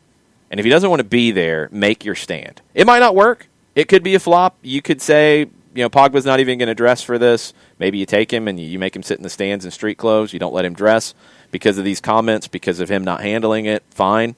I would make my stand with it as a last-ditch effort to kind of keep my job if I'm Ole. I think Ole's a nice guy. I don't know if Ole wants to do that. I think he should. Does a distracted Pogba make you better? I don't think it does. I would go with the guys who want to be there. So that's just me. It's tough. It's really tough because if Pogba plays and does really well, then people are going to put more stock in what Raiola's saying. The flip side is you can call his bluff because Ole should know that there's really not a line of clubs waiting to sign Paul Pogba because they can't afford him. And they've all got different priorities. Juventus doesn't have the money to go out and sign Paul Pogba. I mean, some are saying they're trying to offload Cristiano Ronaldo because of his wages. PSG is now negotiating with Mbappe, and things are moving forward according to Marca in Spain. That's important because if they re-sign Mbappe, that's more money for him. They're going to try to re-sign Neymar. That's more money there. And they're going to go after Messi. Okay? Pogba's fourth in line for money at PSG. Real Madrid's the other one that's come up. If they don't get Mbappe, do they try to move money towards Pogba? Maybe. If Zidane's not there, do they go after Pogba as strongly? Maybe not. Madrid is trying to be financially responsible too. So do they blow that money on Paul Pogba? Or do they think we can do better with spending less here doing this? That's it. I don't think there's anybody else who would go get Paul Pogba. So Ole could call his bluff and say, and this is going to depend on the relationship between those two, between Pogba and Ole, and say, look, I know what your agent's doing. I get it. I understand. I was a player too. We're not going to pay attention to him in this locker room. I do need you to make it clear you want to be here. I do need you to commit to this team while you're here. But there's nobody lining up for you right now. There's a pandemic. Nobody's got the money. I don't know. And Sam Williamson with a question and something that has come up, and maybe this is the solution to all of it. Paul Pogba for Cristiano Ronaldo, straight up. Ronaldo to Manchester United has come up. That has been discussed, allegedly. Pogba to Juventus has been high on the list of possibilities, allegedly. Is that the way you get rid of a player who doesn't want to be there? Manager's causing you problems. Maybe the manager or the agent is still upset because Alex Ferguson called him an ishbag in 2013, I think. Maybe he's still a little angry about that. Sir Alex isn't there anymore, but he's going to take it out on the club. Okay, then send him to Juventus where it sounds like Pogba wants to be. Bring back a club legend, which you'd sell a ton of shirts. Manchester United can afford that salary. Juventus is going to have to deal with Pogba and try to figure out numbers there. But if you can pull that off, sure, do it. Ragamuffin, you'll have to look up what an ishbag is. I'm going to let you figure that one out. Burton thinks Manchester United beats Leipzig. It's a poor matchup for Leipzig. I kind of think so too. I worry without Cavani.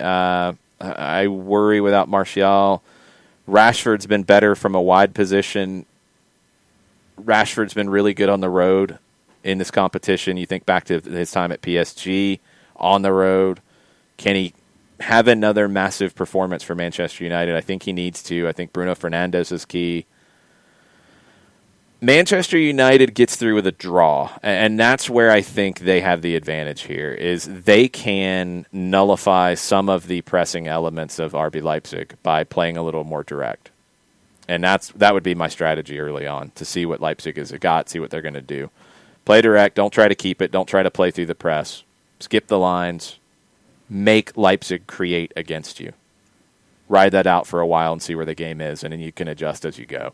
I think Manchester United gets a draw and goes through the more that I think about it. I'm going to go draw with it. Yep, I'll agree with you there. I think that you're going to be doing a combination of scoreboard watching and doing what's going on in front of you, so I think that all of it neutralizes itself, so it's a draw. I love Abby's definition of Ishbag. That is very nice. Is it printable? Yeah, no, it's very calculated. It's very good.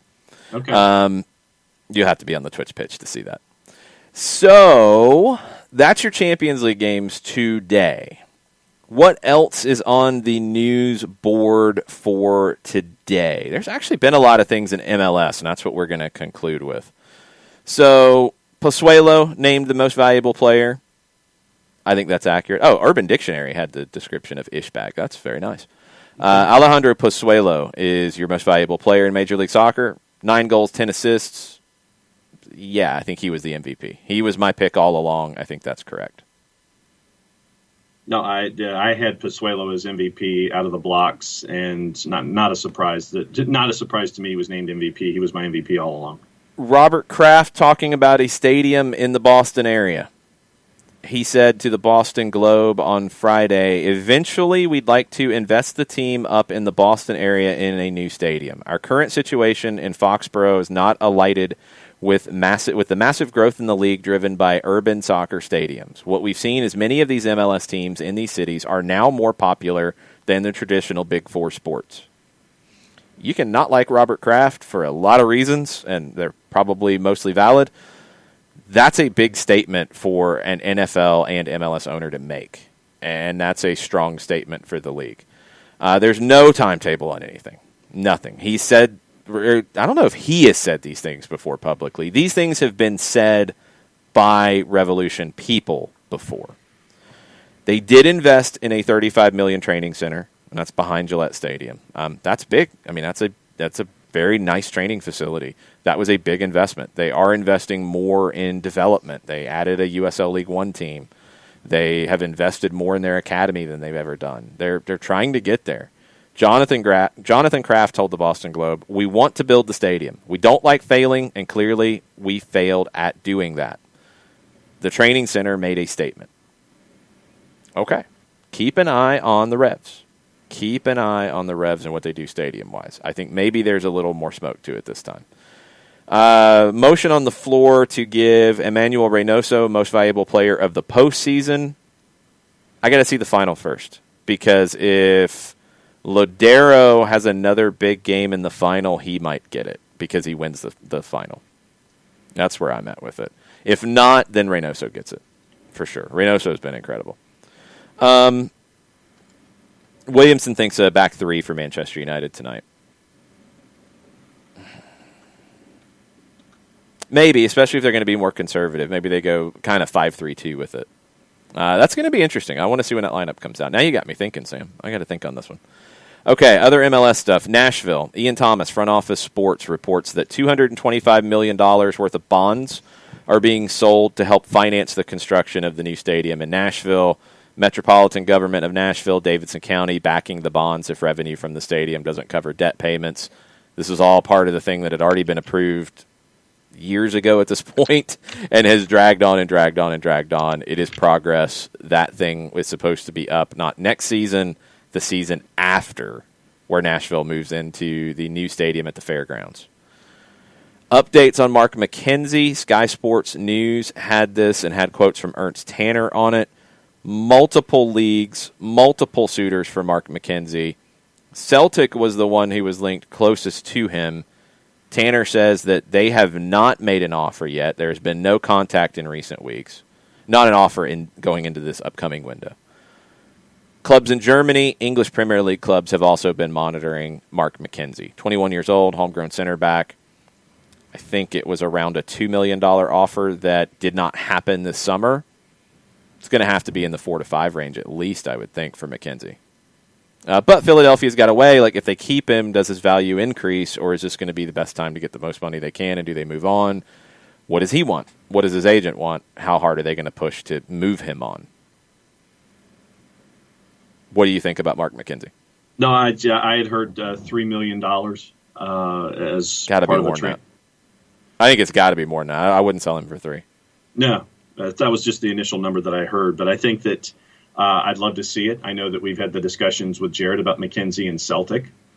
I honestly, like I said, to me, it's just another player in Major League Soccer that is able to show to the rest of the world that American players can flourish in the European theater if given a chance. And I'm looking forward to seeing who else might come to the table, see what happens, if it's Celtic and if it's other folks, if it turns into multiple folks who are interested in having Mark McKenzie as a part of their future.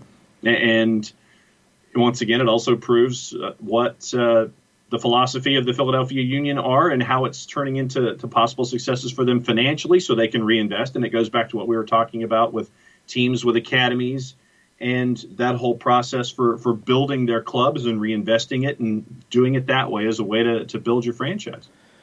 J-Dub asks about do the Revs making this stadium announcement maybe is a little more just commenting on wanting to build a stadium. Does that help them keep Bruce Arena?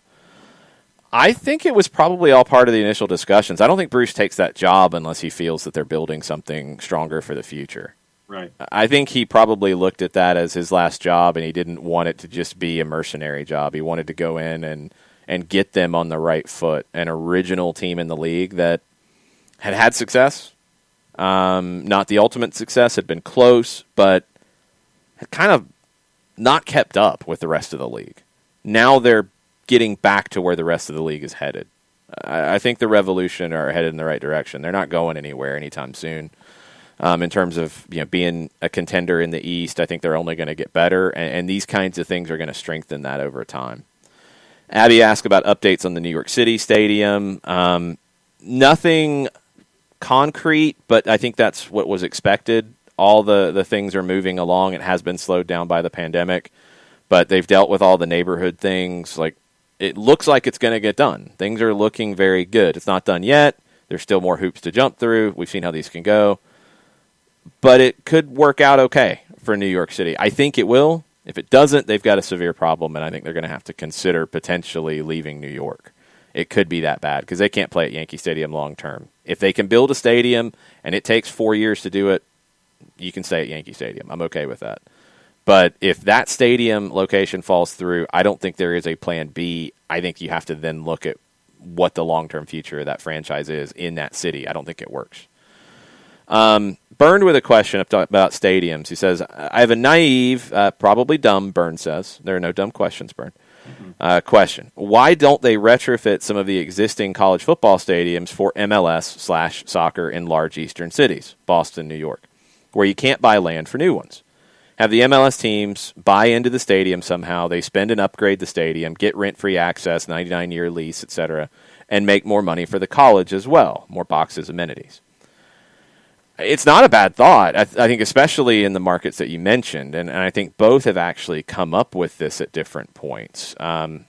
New York City, I don't think, has ever really been involved in this conversation, but Columbia University, I know I've talked about this with Mike. It seats 17,000 right now. It's actually Robert K. Kraft Field at Lawrence A. Wynn Stadium. Where is that located in terms of being in New York? It's in Manhattan. Yeah. 17,000. It was built in 1928. They've downsized. They've changed it completely. It was 32,000 when it was built. They kind of redid it into a much smaller stadium in 84. Then they built it back up to 17,000. It's got a track. There would be a lot of things you'd have to do to it, but it's in Manhattan. It was actually talked about in 2015. There was talk about demolishing it, building a 25,000-seat stadium that would have been used by Columbia and New York City, and that didn't go anywhere. That would be the one in New York that I know of. I don't think you could do enough at Hofstra. I don't think there's enough of a footprint there to make it work. I don't know if there's another option in New York. In Boston, I believe it was Harvard that was talked about as the possible spot here. Let me get the specs on that one. Because Nickerson Field at Boston University has no space to build out. It's right up against the freeway, and it is jammed into a space. And so BU could not have been a part of that discussion. Yeah, Nickerson at Boston University, correct. Harvard Stadium, it's a U-shaped stadium. It seats 30,000 now, which is a good spot. It is field turf now, which it would need to be. I don't know if it's wide enough. That would be a question. I think it might be. I know they've had some soccer there. They played in the 1984 Olympics there. Just looking at a picture, it could be wide enough. Still, I don't know if there's been any changes since 84. It's a U shape. It's a little unique. I think it's fine. If you came in and added some modern amenities to that, maybe that's the way to go. It's not a naive question or a dumb question, Bernd. It's definitely something that could work.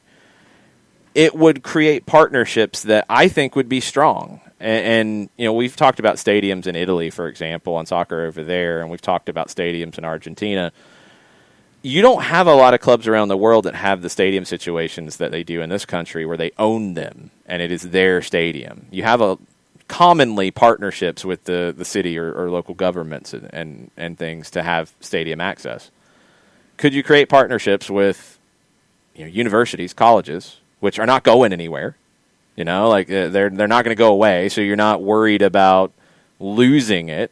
You're creating a long-term partnership that would benefit the university. You can create a sports management program with the university, bring staffing in. There's lots of things you can do to create that partnership and build it out. He says they would look like Bombonera if they go up instead of out. There's definitely some you could do that. Dimensions, some of it can be a bigger issue than you might think, depending on the footprint. Harvard, I think, is pretty close. I don't know as much about... Well, Columbia's got a track, so yeah, you could easily do that. You just take the track out. And if you have to build them another track in a small track stadium somewhere, you do that. Those might be the ways to go. Very, very interesting. So lots of back and forth about different possibilities. Fordham is mentioned by Abby as a possibility, right beside the Bronx Zoo. I don't know what their football stadium is, but I can probably tell you faster than John can, and I don't type as loud either. It's a 7,000-seat multi-purpose stadium. It looks like they do baseball there, too. Yeah. That's a really weird-looking spot. So they play soccer there. I don't know if that means it's actually fully wide. They have played. Cosmos and NYC played there in the Open Cup. And it does look...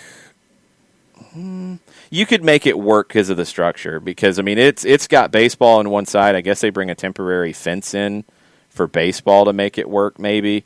It's a weird setup. So you'd have to do a lot of things at Fordham with making it a true stadium, with probably relocating the baseball team elsewhere. It could get weird, but hey, it could work. Maybe it's in the Bronx, so that's closer to where you want to be if you have to. All right, New York City's got a couple options. If those are your backups, then fine.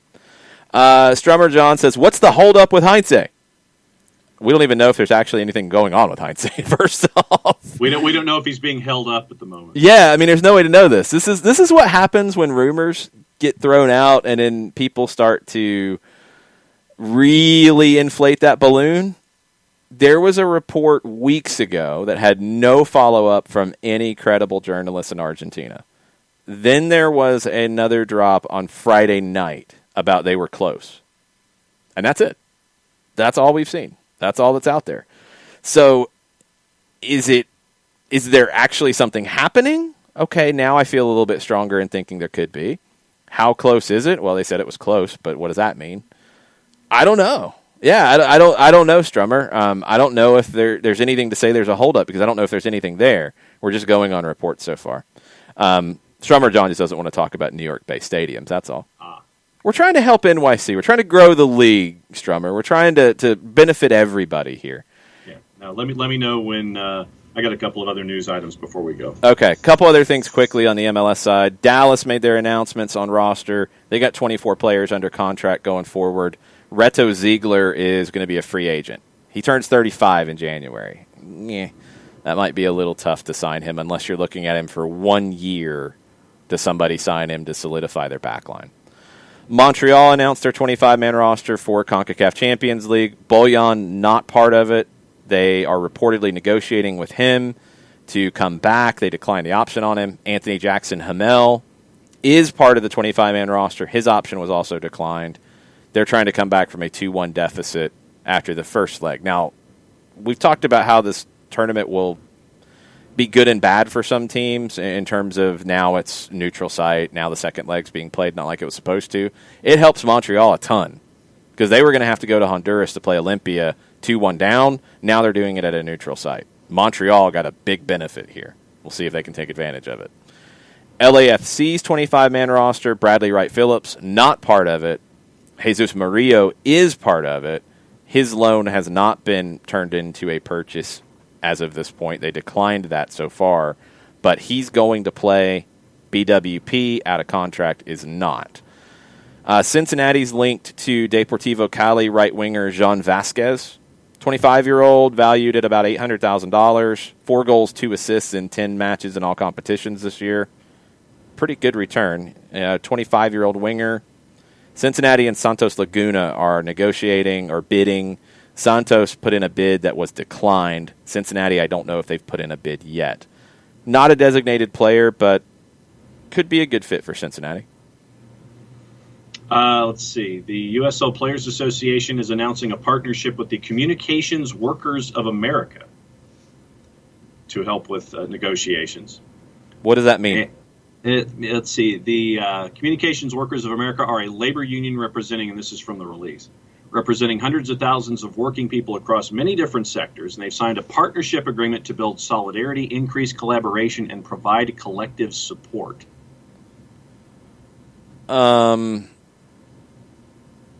Okay. I still don't know exactly what that means for the USLPA.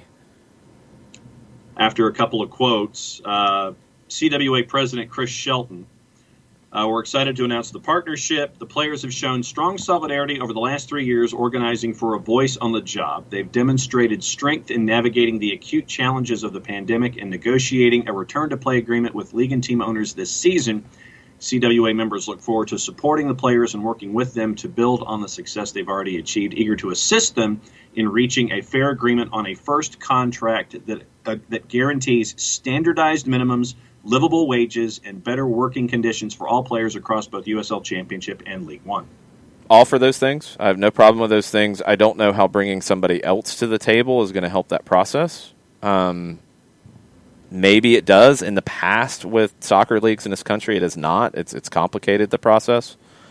You had the old NASL partner with the NFLPA when they were negotiating on things and it didn't go well. I don't know. They do need a minimum salary defined in a CBA. They do need those things. They also need to understand that right now that might put some teams out of business. It absolutely could. There's no way around that. And that has to be understood. I want the USL to grow. I want the USL players to be paid more. There are still some clubs and some players that don't make a livable wage in USL. There are also very few, if any, USL teams that are actually making money.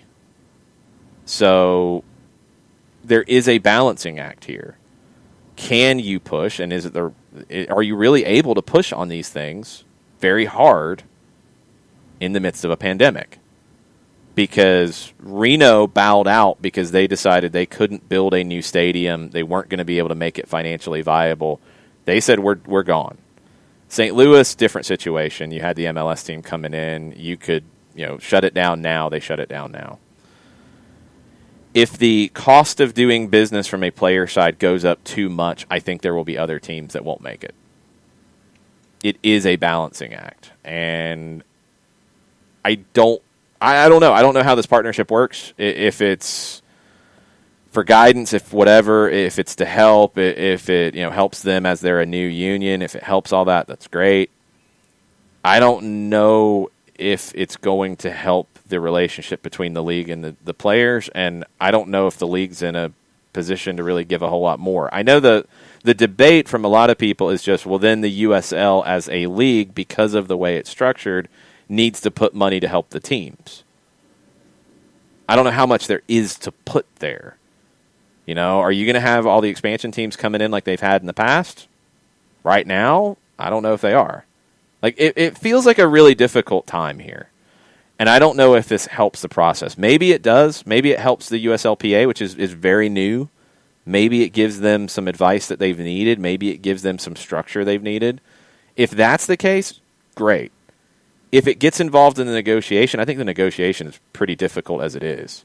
And I don't know how much harder the players can push right now for more money when there's not any money coming in.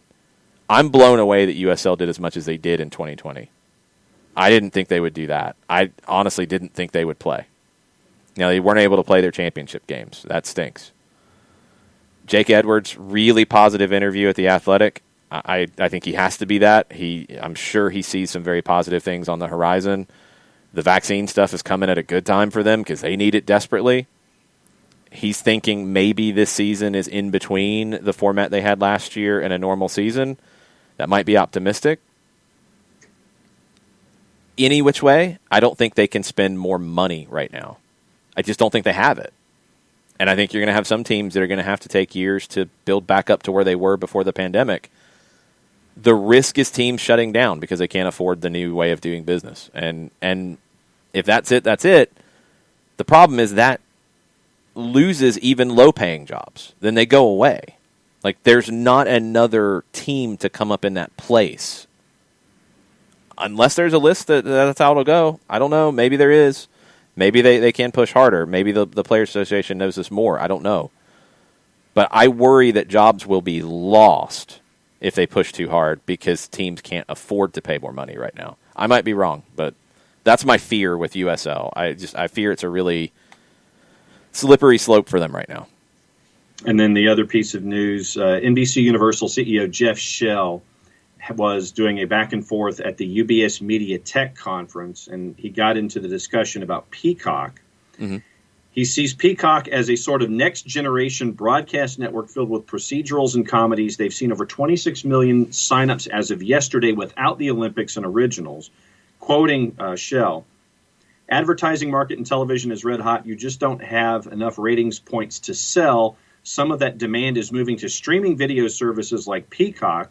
Shell says linear ad revenue is declining. Digital is starting to fill the hole. Some of that digital's from Peacock. Big sports will be anchors of broadcast service, while niche sports driven by followings that aren't as big with advertisers will likely drive Peacock subscriptions. That's from Jeff Shell, the CEO of NBC Universal. It's all about the Benjamins. And if they're getting these subscribers, then the Benjamins are coming in the way that they want.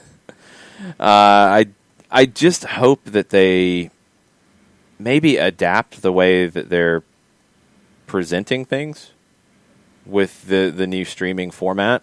Give us more discussion at halftime because you can. You don't have to squeeze ads in there. So why are you taking a break? Like give us a longer segment. I mean, it's not like it's the commentators on site doing it and they don't get a break at halftime. It's studio that's not doing anything else. Fill the whole 15 minutes. Mm-hmm. Why can't you? I don't understand. Give us more after the game. Make things a little more seamless. They can do all that too.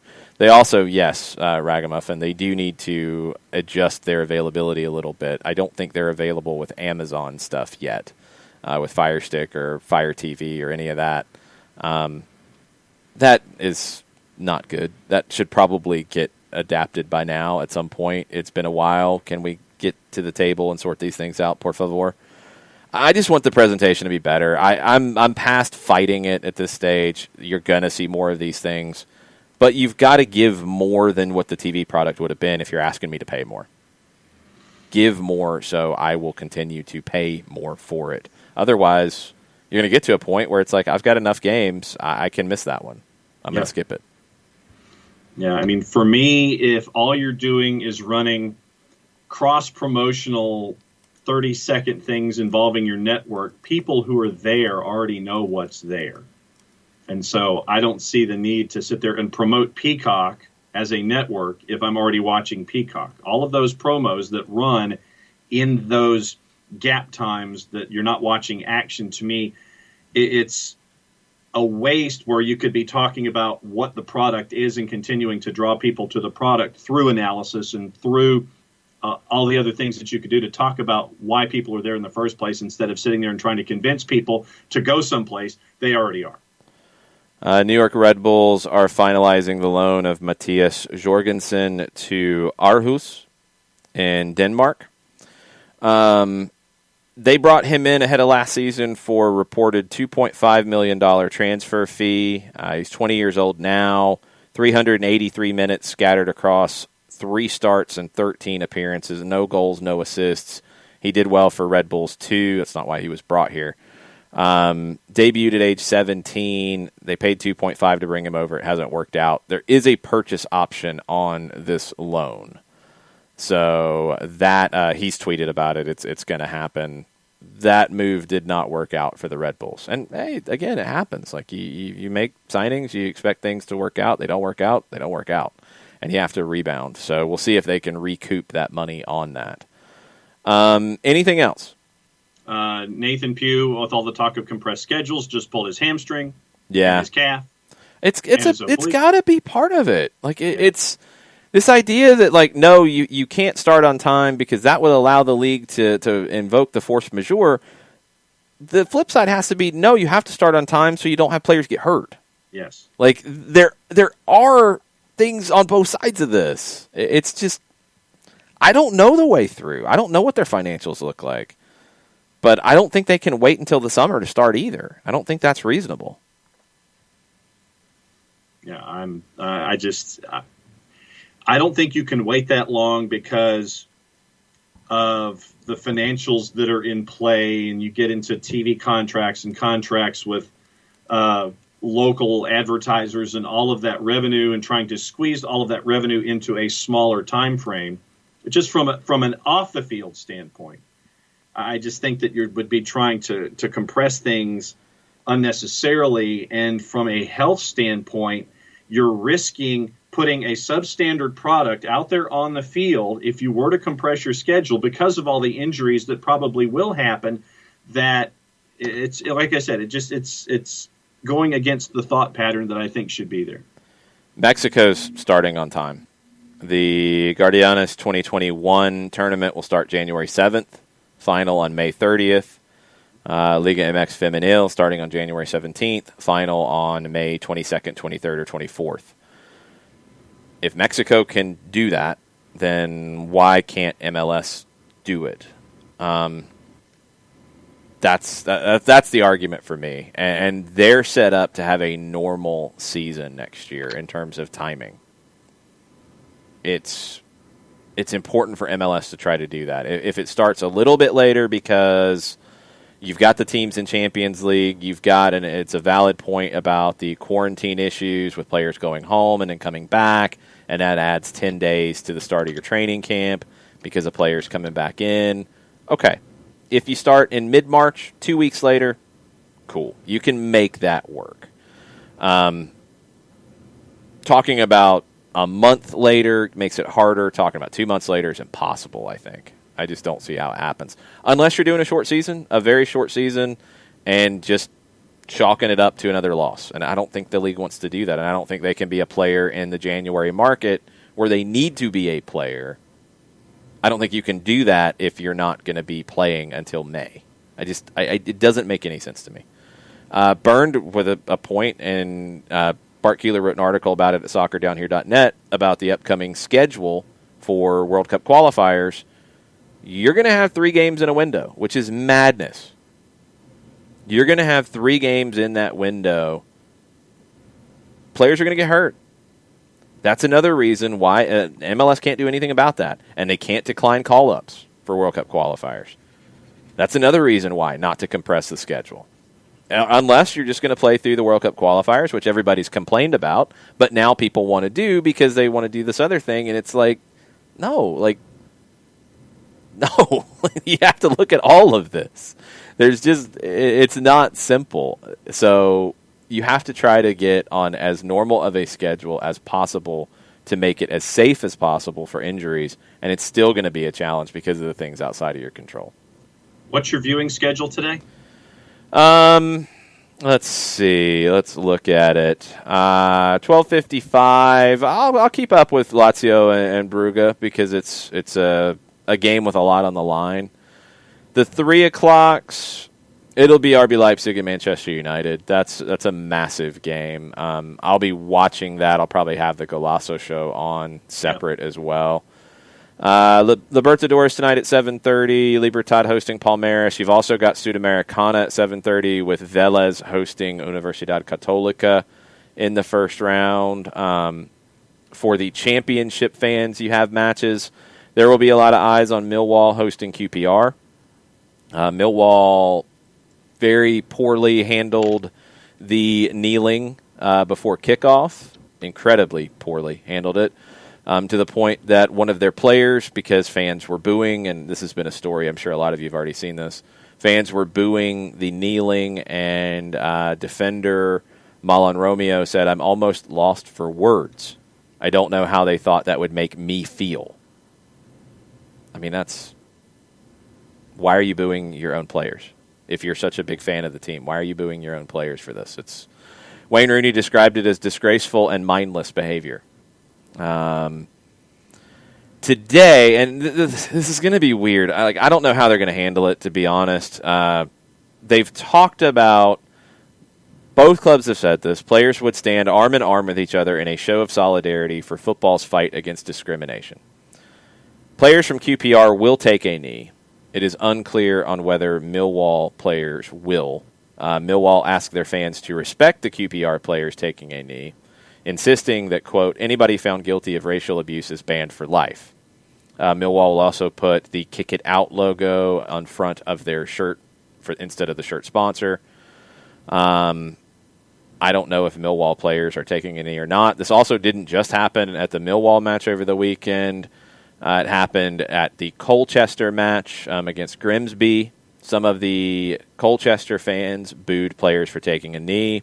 Colchester chairman Robbie Cowling said they should just stay away from our club because anyone that still wants to boo now that I have explained the purpose and importance of the taking of the knee is not welcome. I will be happy to refund anyone for the remaining value of their season permit.